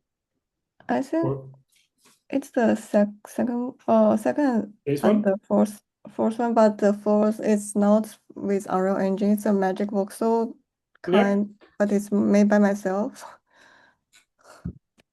Yeah, so art style wise, I would say then you're kind of going in a different lane, right? So for me, this would be like I've been in this program also, but I would maybe not put it in my ArtStation kind of main page. I would put it like in blog. So it's same here. I would be careful having maybe these things in your main kind of ArtStation. So remember, it's not about how much you have here. It's more that everything is very curated to what your goal is. Because I think like your lighting in these are nice, basically. But then you have this one that kind of goes in a different direction. And same with like UI work, I would say.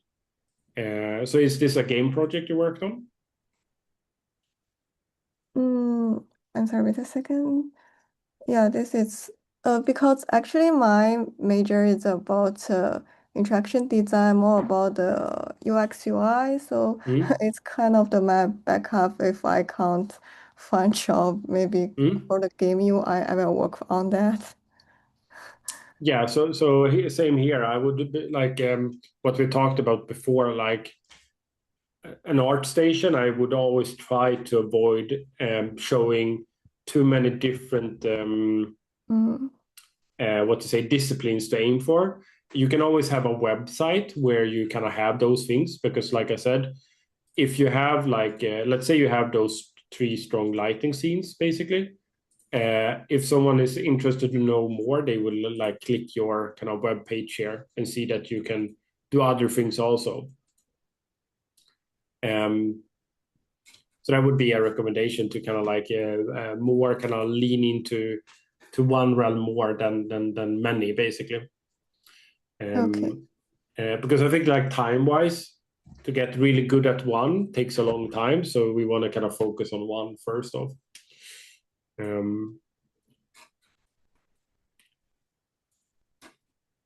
So this one you built yourself, right? Like the castle.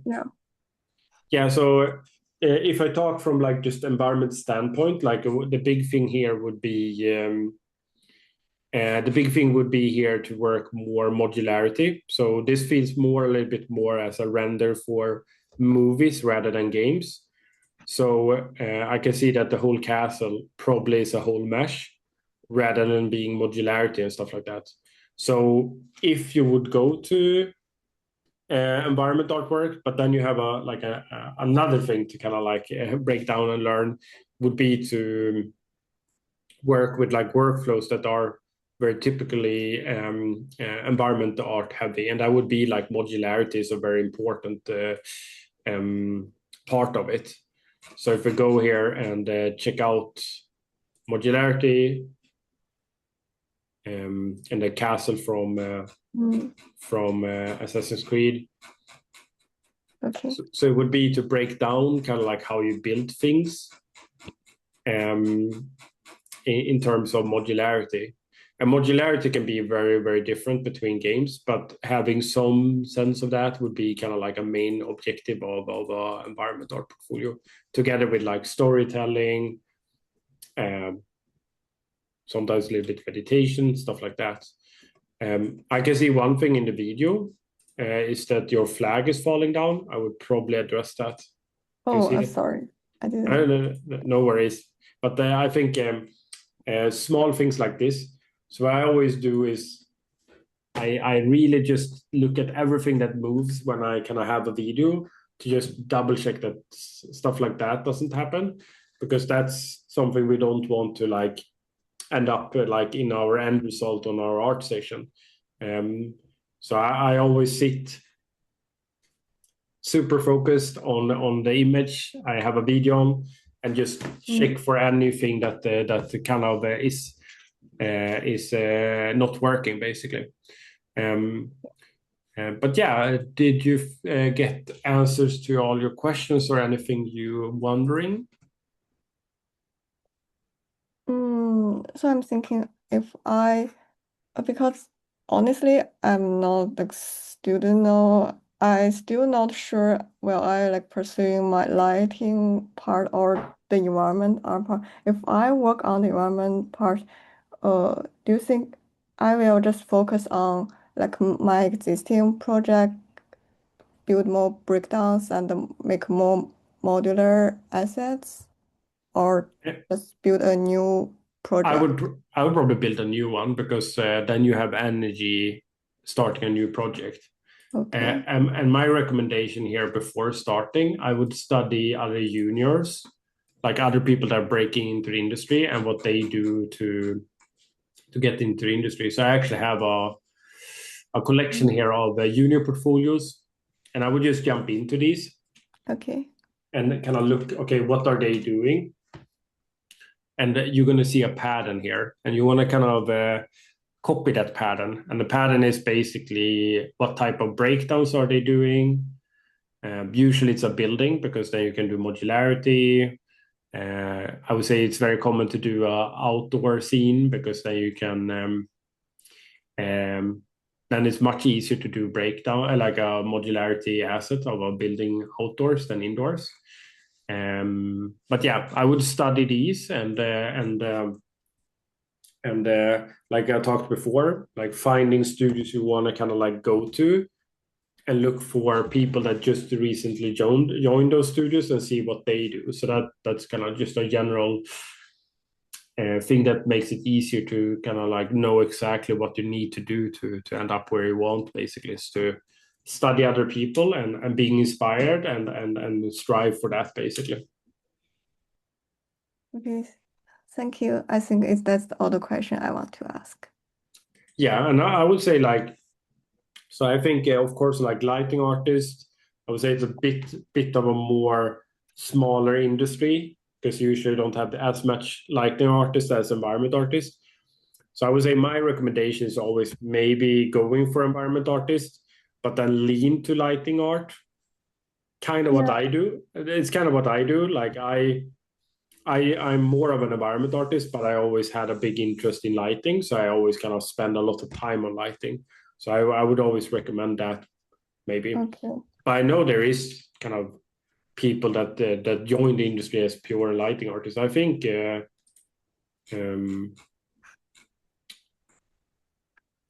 well, my tip would be basically to like, if you want to kind of go for lighting, I would look for junior lighting artists and see their path, basically, because then you can see a little bit like what did they do to kind of enter the industry. So that's another thing I would kind of recommend. Like I would not look at senior lighting artists.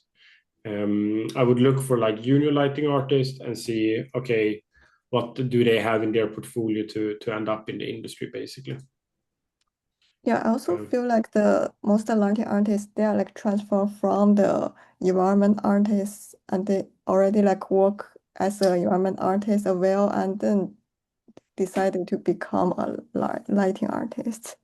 Yeah, I would say very common. I would say maybe now lighting has become a discipline in itself. So in the past, it was more like environment artists that wanted to do it. So I think slowly we're getting into where you basically have junior lighting artists. So I think it started to become a bit of a thing. But like I said, it's a much slimmer industry in terms of how many jobs there are. So I think like environment artists is always kind of easier to get into and then maybe move over to lighting. So similar to vegetation artists, like I worked as a vegetation artist, but I didn't start there. I kind of leaned into it and got the chance to join a studio that wanted a vegetation artist. So that's kind of like a way to do it also. Okay, thank you. Yeah, no worries. Oh. Let's see. So I don't know, Paul, are you still there? Yes, I am. What are we in time? Like we started at? We started about an hour. I'm sorry, 2.5 hours ago. And I don't know. Were we planning on going for 3 or no? I think we could go for 3. I know we talked about maybe, is there a lot of questions that have come up, or should we just run through more portfolios, basically? Like, has like general question come up? We haven't had really too much in the way of questions. We have a couple. But if we wanted to kind of stop here, and if we do an additional session, we could probably do a Q&A right now and have a good amount of time to Q&A. Yeah, so probably we can do that, and then I would say the list that already is created is kind of next in line, basically, and then we can maybe aim for having kind of this fairly soon. Like we don't have to wait for the next live event. We can do one a little bit quicker, maybe, I would say, because we have the list of people that have kind of put in their portfolio. And I would say everyone that didn't get the chance, you will have me looking at your portfolio in slow and incredible details. You will probably get even better feedback. So somewhat of a win, I would say. But yeah, sadly, bit too many to run through all of them. But you will not be missed out. We will get to you in the next stream. But yeah, we can maybe run through questions.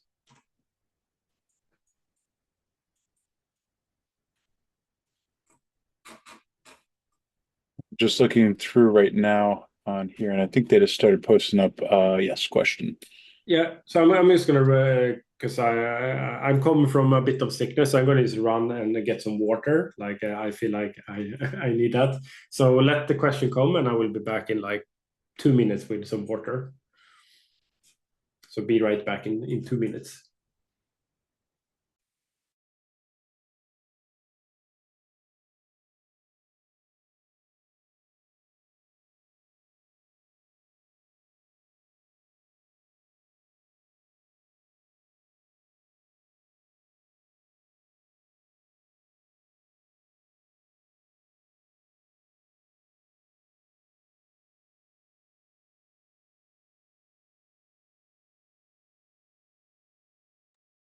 Not sure if you guys are typing questions right now into the chat. If you want to ask Jacob a couple questions, feel free to post them up and he'll get around to them in just a couple minutes.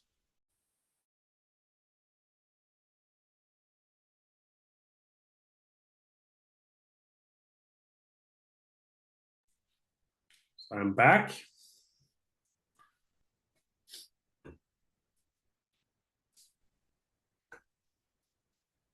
Hope you got a good cup of water. I have it with me, so I'm gonna enjoy it now.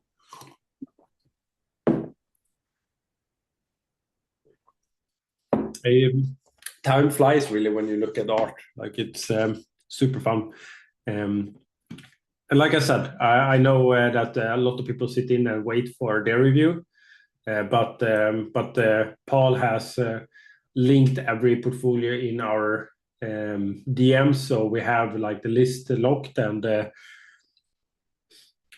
stream will most likely be the same time as like today, but maybe like week or two times basically. So we will probably Paul, we could mail everyone like when the next one would be, so everyone knows. And the ones that are not being able to show up for that live stream, what I can do is I can still review, and then you will have a recording of that when you're watching it back later. So that would be kind of how we can solve it. That sounds perfect. So let's see. My question would be for you.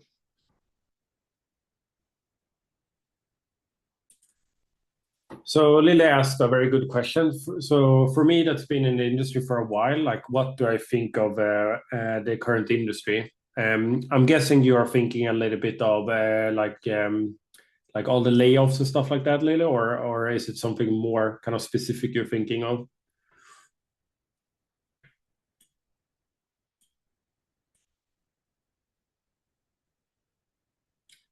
Yeah, so we can tackle all of those. So layoffs, I would say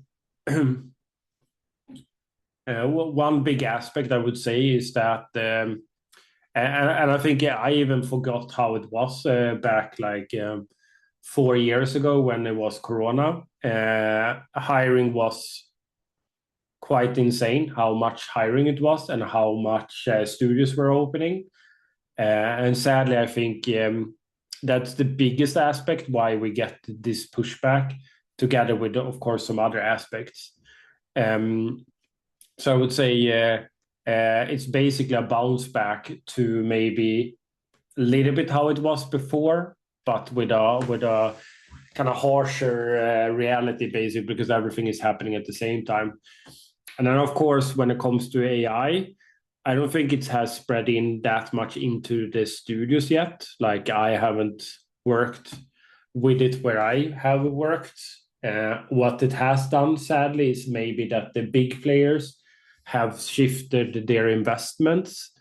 When I look at, for example, like we can talk about like Microsoft and all of those bigger studios that maybe were invested in games, they are not only taking away money from games, they are taking away it from most of their parts and basically putting everything where AI lies, basically. And it's basically an arms race to be first, right? Then how that's going to turn out, I think we can only guess. I mean, some predict that we might end up in a plateau for a while, and that it might not be feasible to get further than we are right now. So I think we can just guess that. But what I would say is that the nice thing is that when it comes to gamers, I think they are the most kind of like against having it in their products compared to other medias. So we have that, luckily, that every studio that have kind of touched it has kind of burnt their fingers a little bit. And what I can see in front of us is probably that we're going to have it, of course, in some studios, but we're going to probably in the game industry for some while now at least have studios that don't do it and that have it almost like as a little bit as a brand, basically. And I think that later becomes kind of like a decision for you as an artist. Like I rather not work with it as long as I can and pick studios after that.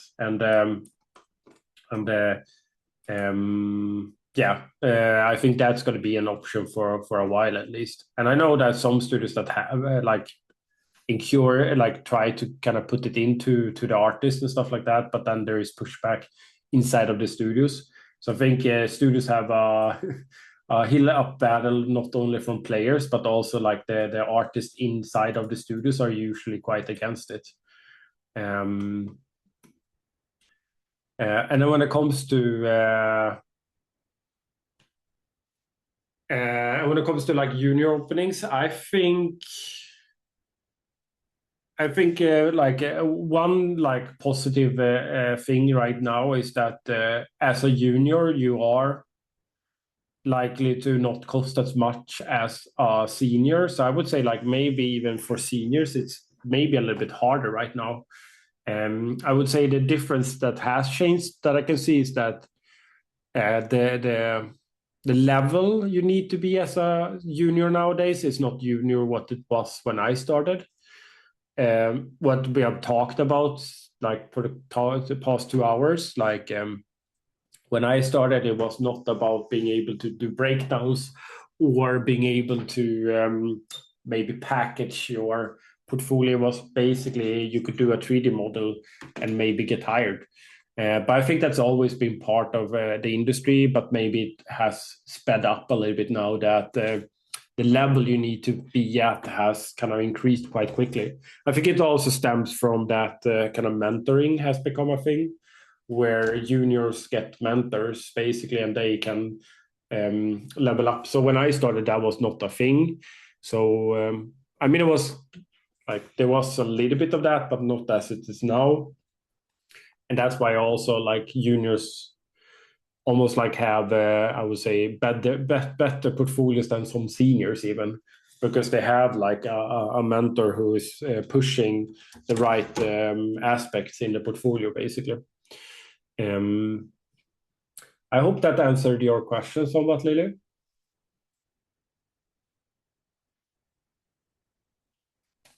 Yeah, that's a good point.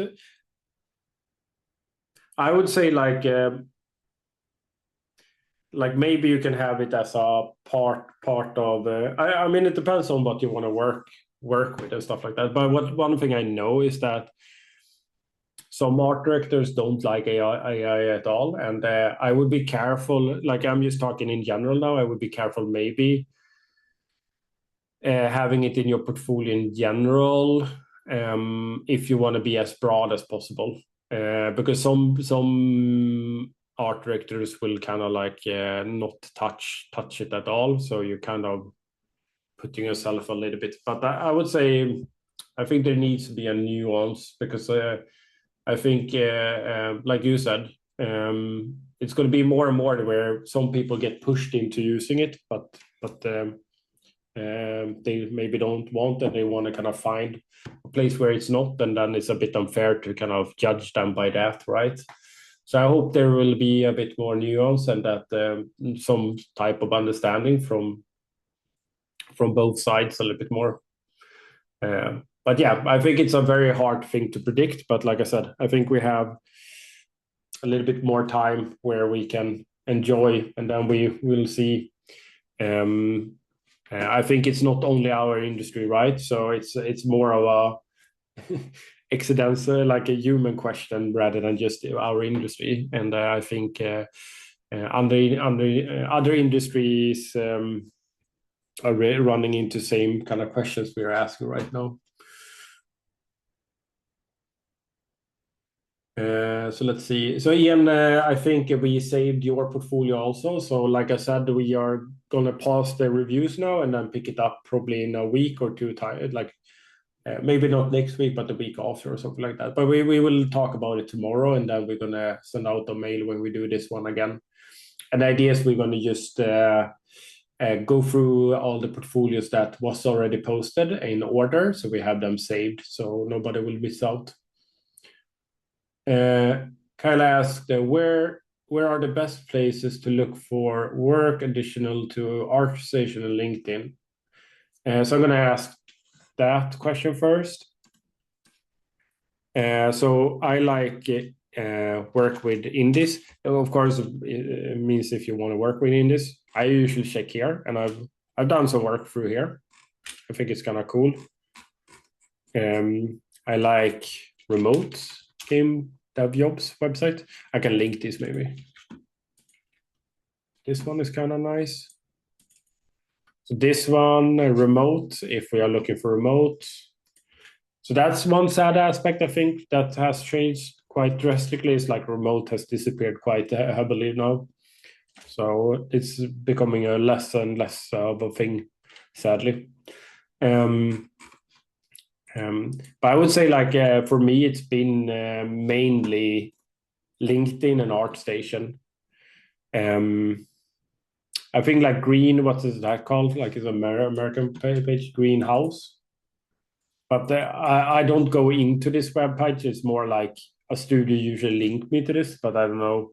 Could be worth checking this one? But I know that a lot of studios use this as their recruitment place.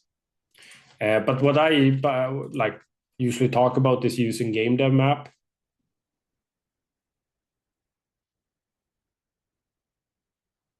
So gonna donate to this one because I've been using it so much. I've been using this since I started, so it's been around since I started. So I can click here on Stockholm. And what I would do is basically just map out all the studios in my neighborhood, meaning Stockholm. And I just once in a while just check their website. Many websites are using like careers. I can see if we can find an example of this. Maybe goals. Use it.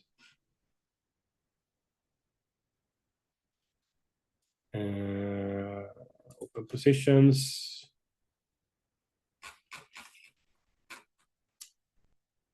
So one thing is applying to open positions. Like, I would recommend to do that a little bit when you are kind of sure that you're ready to work at that place. That is an option also, and I would map that together with like a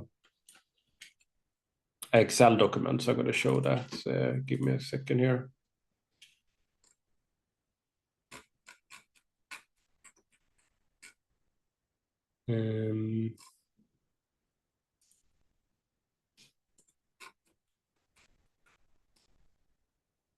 This one. So I just use this as an example. This will be filled out basically, and we could map out all the studios we have checked out, and we could maybe add like applied, and then we could write like open application. We could maybe add the date we did it, so we kind of keep track on that. And having a little bit of a system for applications, I think, can be quite nice. So it's not as random as just kind of waiting. Like I think somewhat being proactive is part of it also. I think another thing for me is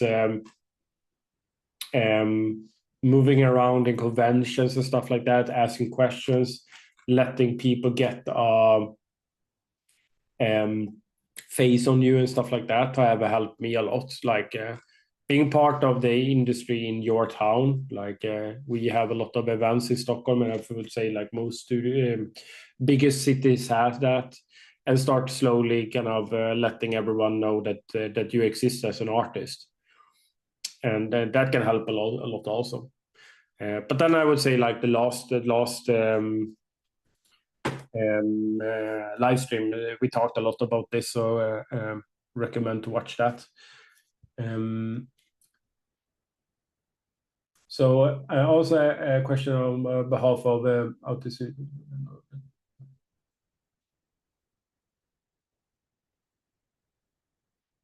So I worked with people that are autistic, so I think there is a space for that, and of course not every studio is perfect for that. That's why I always have this vibe check. If I get a bad vibe, and I mean for everyone it's a different thing. For me, it's important that the studio is open, like open in kind of mindset and stuff like that. So like inclusive and stuff like that. So and usually you can get that sense maybe if you go into, I don't know, talks with the studios, maybe going into the owners of the studios to see kind of like how they behave online, or when you do interviews with them. So I always have this, that's kind of why I have this vibe checker basically. And if it's red for me, I have a bad vibe, I basically, yeah, then it's not for me basically. But like I said, I think our industries, when it comes to different disabilities, is quite broad, I would say. Which and then of course some studios are better at it than others, I would say. I hope that answered all your questions, Kayla. Yes, thank you. That was very helpful. And I see Paul also posted a link in addition to the second half of my question there, and that's really wonderful because I'm also a teacher, and some of my students are autistic, and sometimes they're not sure what the best approach is to find art jobs. And so I think this is very helpful, and I thank you for also helping answer that question. Yeah, I can say that I worked with a lot of people, they exist in the industry. Oh, for sure. Yeah, like I always tell them like some of the best geniuses in the world were autistic. So I think we just need to remember them that, like, and give them role models, basically. Exactly. Let's see. Next question. How do you look for and find recent hired juniors to study their work? I know sometimes you can find a LinkedIn post, but not always. I always wonder if you have any advice. So to answer your first question, I just sit and Google a lot, basically. I'm actually making a list to help myself a little bit to see the landscape. So I'm kind of gathering all the juniors that are getting hired now. And how I go about this is basically going into basically every studio. So if you take Frontier here, go to their LinkedIn. And then I go to the game studio.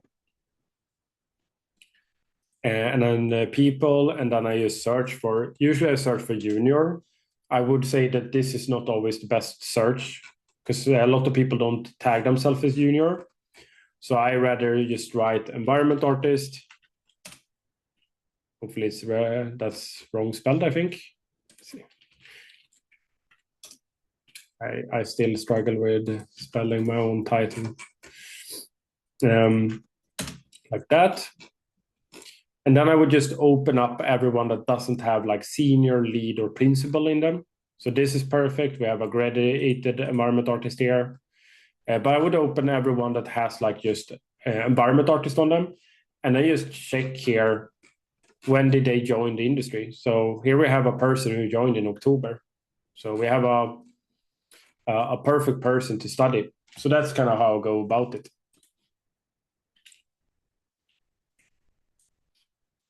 And you had another question. I was also wondering if you have any advice on staying motivated during your application process, especially when you are not hearing back from employees. I think, I'm going to be honest, it never disappears. I still, when I apply, I still go around and walk around in the room and wait. So I don't have a perfect answer for that, especially like if it's a studio I want to kind of work at. It kind of never disappears, that kind of like eager of hearing back. But I would say like the best thing is probably to work on a project and trying to make that project just take all your focus. So I kind of start applying again now.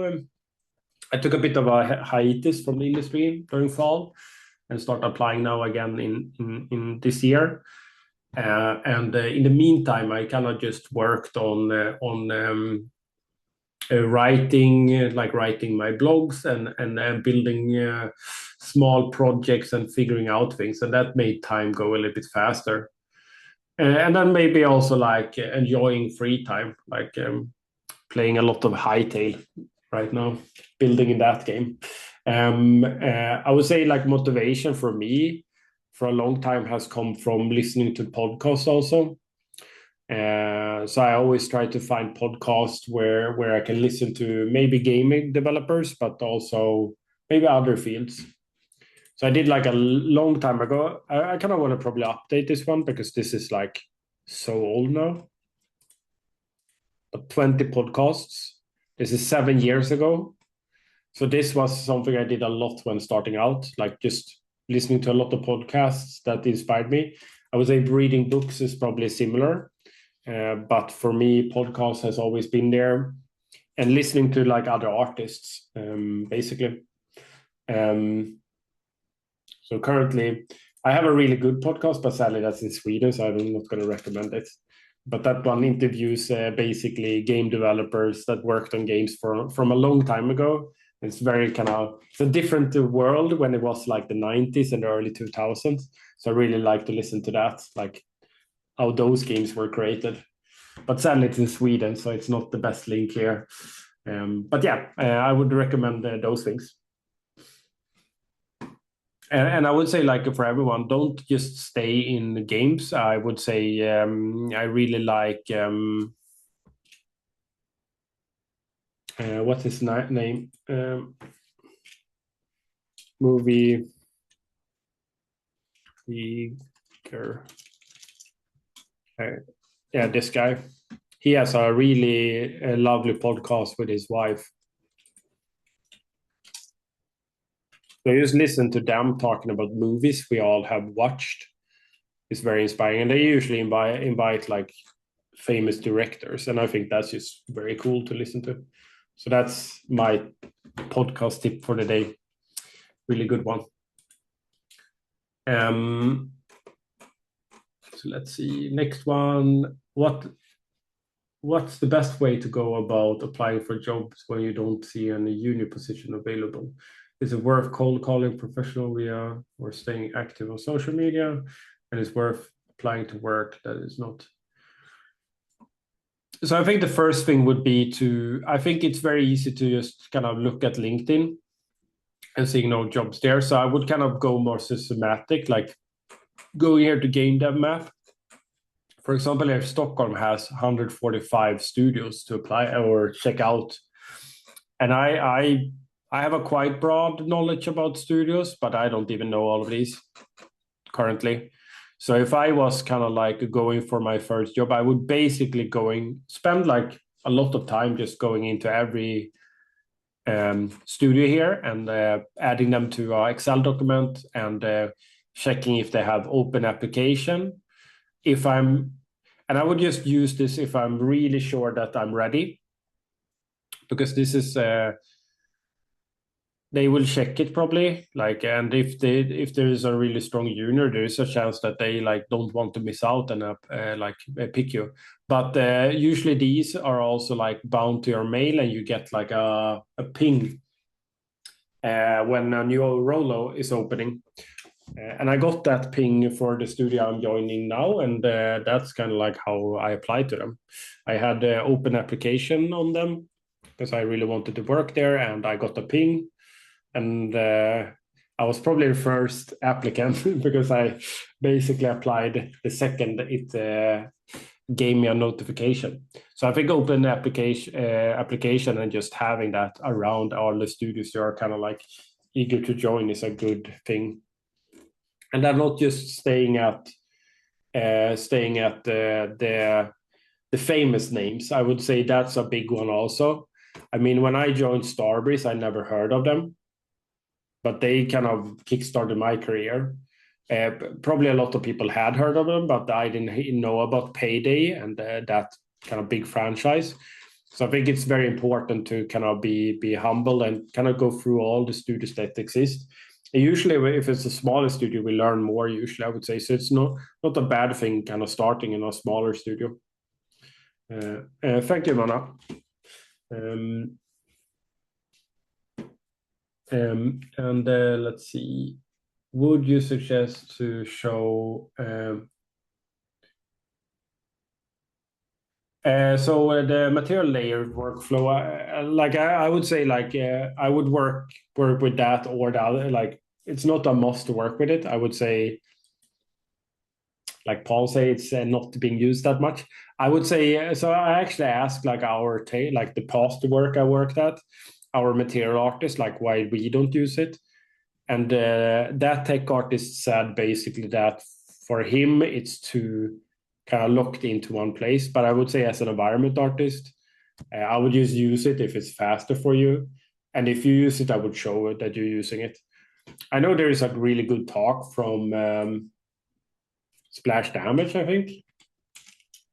Are you thinking of the one from Sumo with Chris? Yeah. What's his name? Chris something. Yeah, I always mix those studios together. That one can be kind of fun for you to watch because that's like an industry talk about them using it. So I'm going to link it here. So this one. So there is studios using it, and I would say in the end, like use the one that is the fastest for you, because later when you join a studio, I would say as an environment artist, we don't do that much material editing and stuff like that. But there's a really one that I kind of want to link also. I think this artist. I mean, the cool thing is that so few use it. So if you do a really good job with it, you will be remembered. So I remember this artist just because of how she used that system. So I'm going to look that up now quickly. I think it's this artist. So I will never forget this artist because of this breakdown. This is so good. So there's like a PDF here if you want to kind of read through it, and it breaks down this whole system very nicely. I'm going to link this one for you also.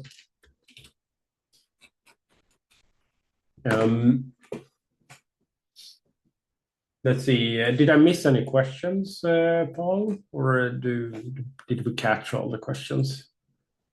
I think we have one last one at the very bottom. Oh, I'm sorry. Should we have two more at the very bottom? The very bottom.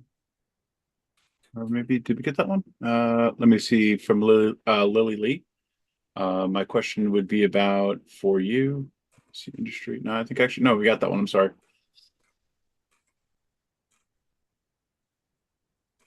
I think we can wait a minute. Maybe something shows up. But like I said, we will probably do a stream a little bit closer to this that we kind of do a part two basically, because I think we can probably run through the rest of the portfolios then basically.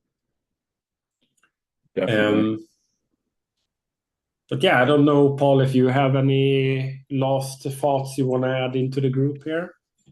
I think one thing at the very end, when you were talking about this particular project and how you won't forget this particular junior or herself because of this terrific breakdown that she made.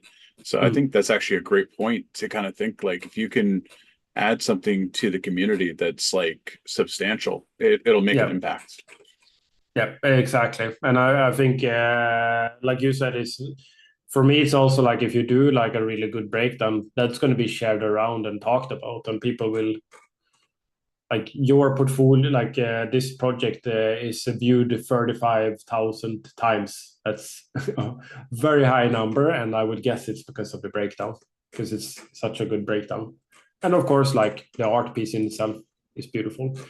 I think the big one here is that a lot of people have learned from this.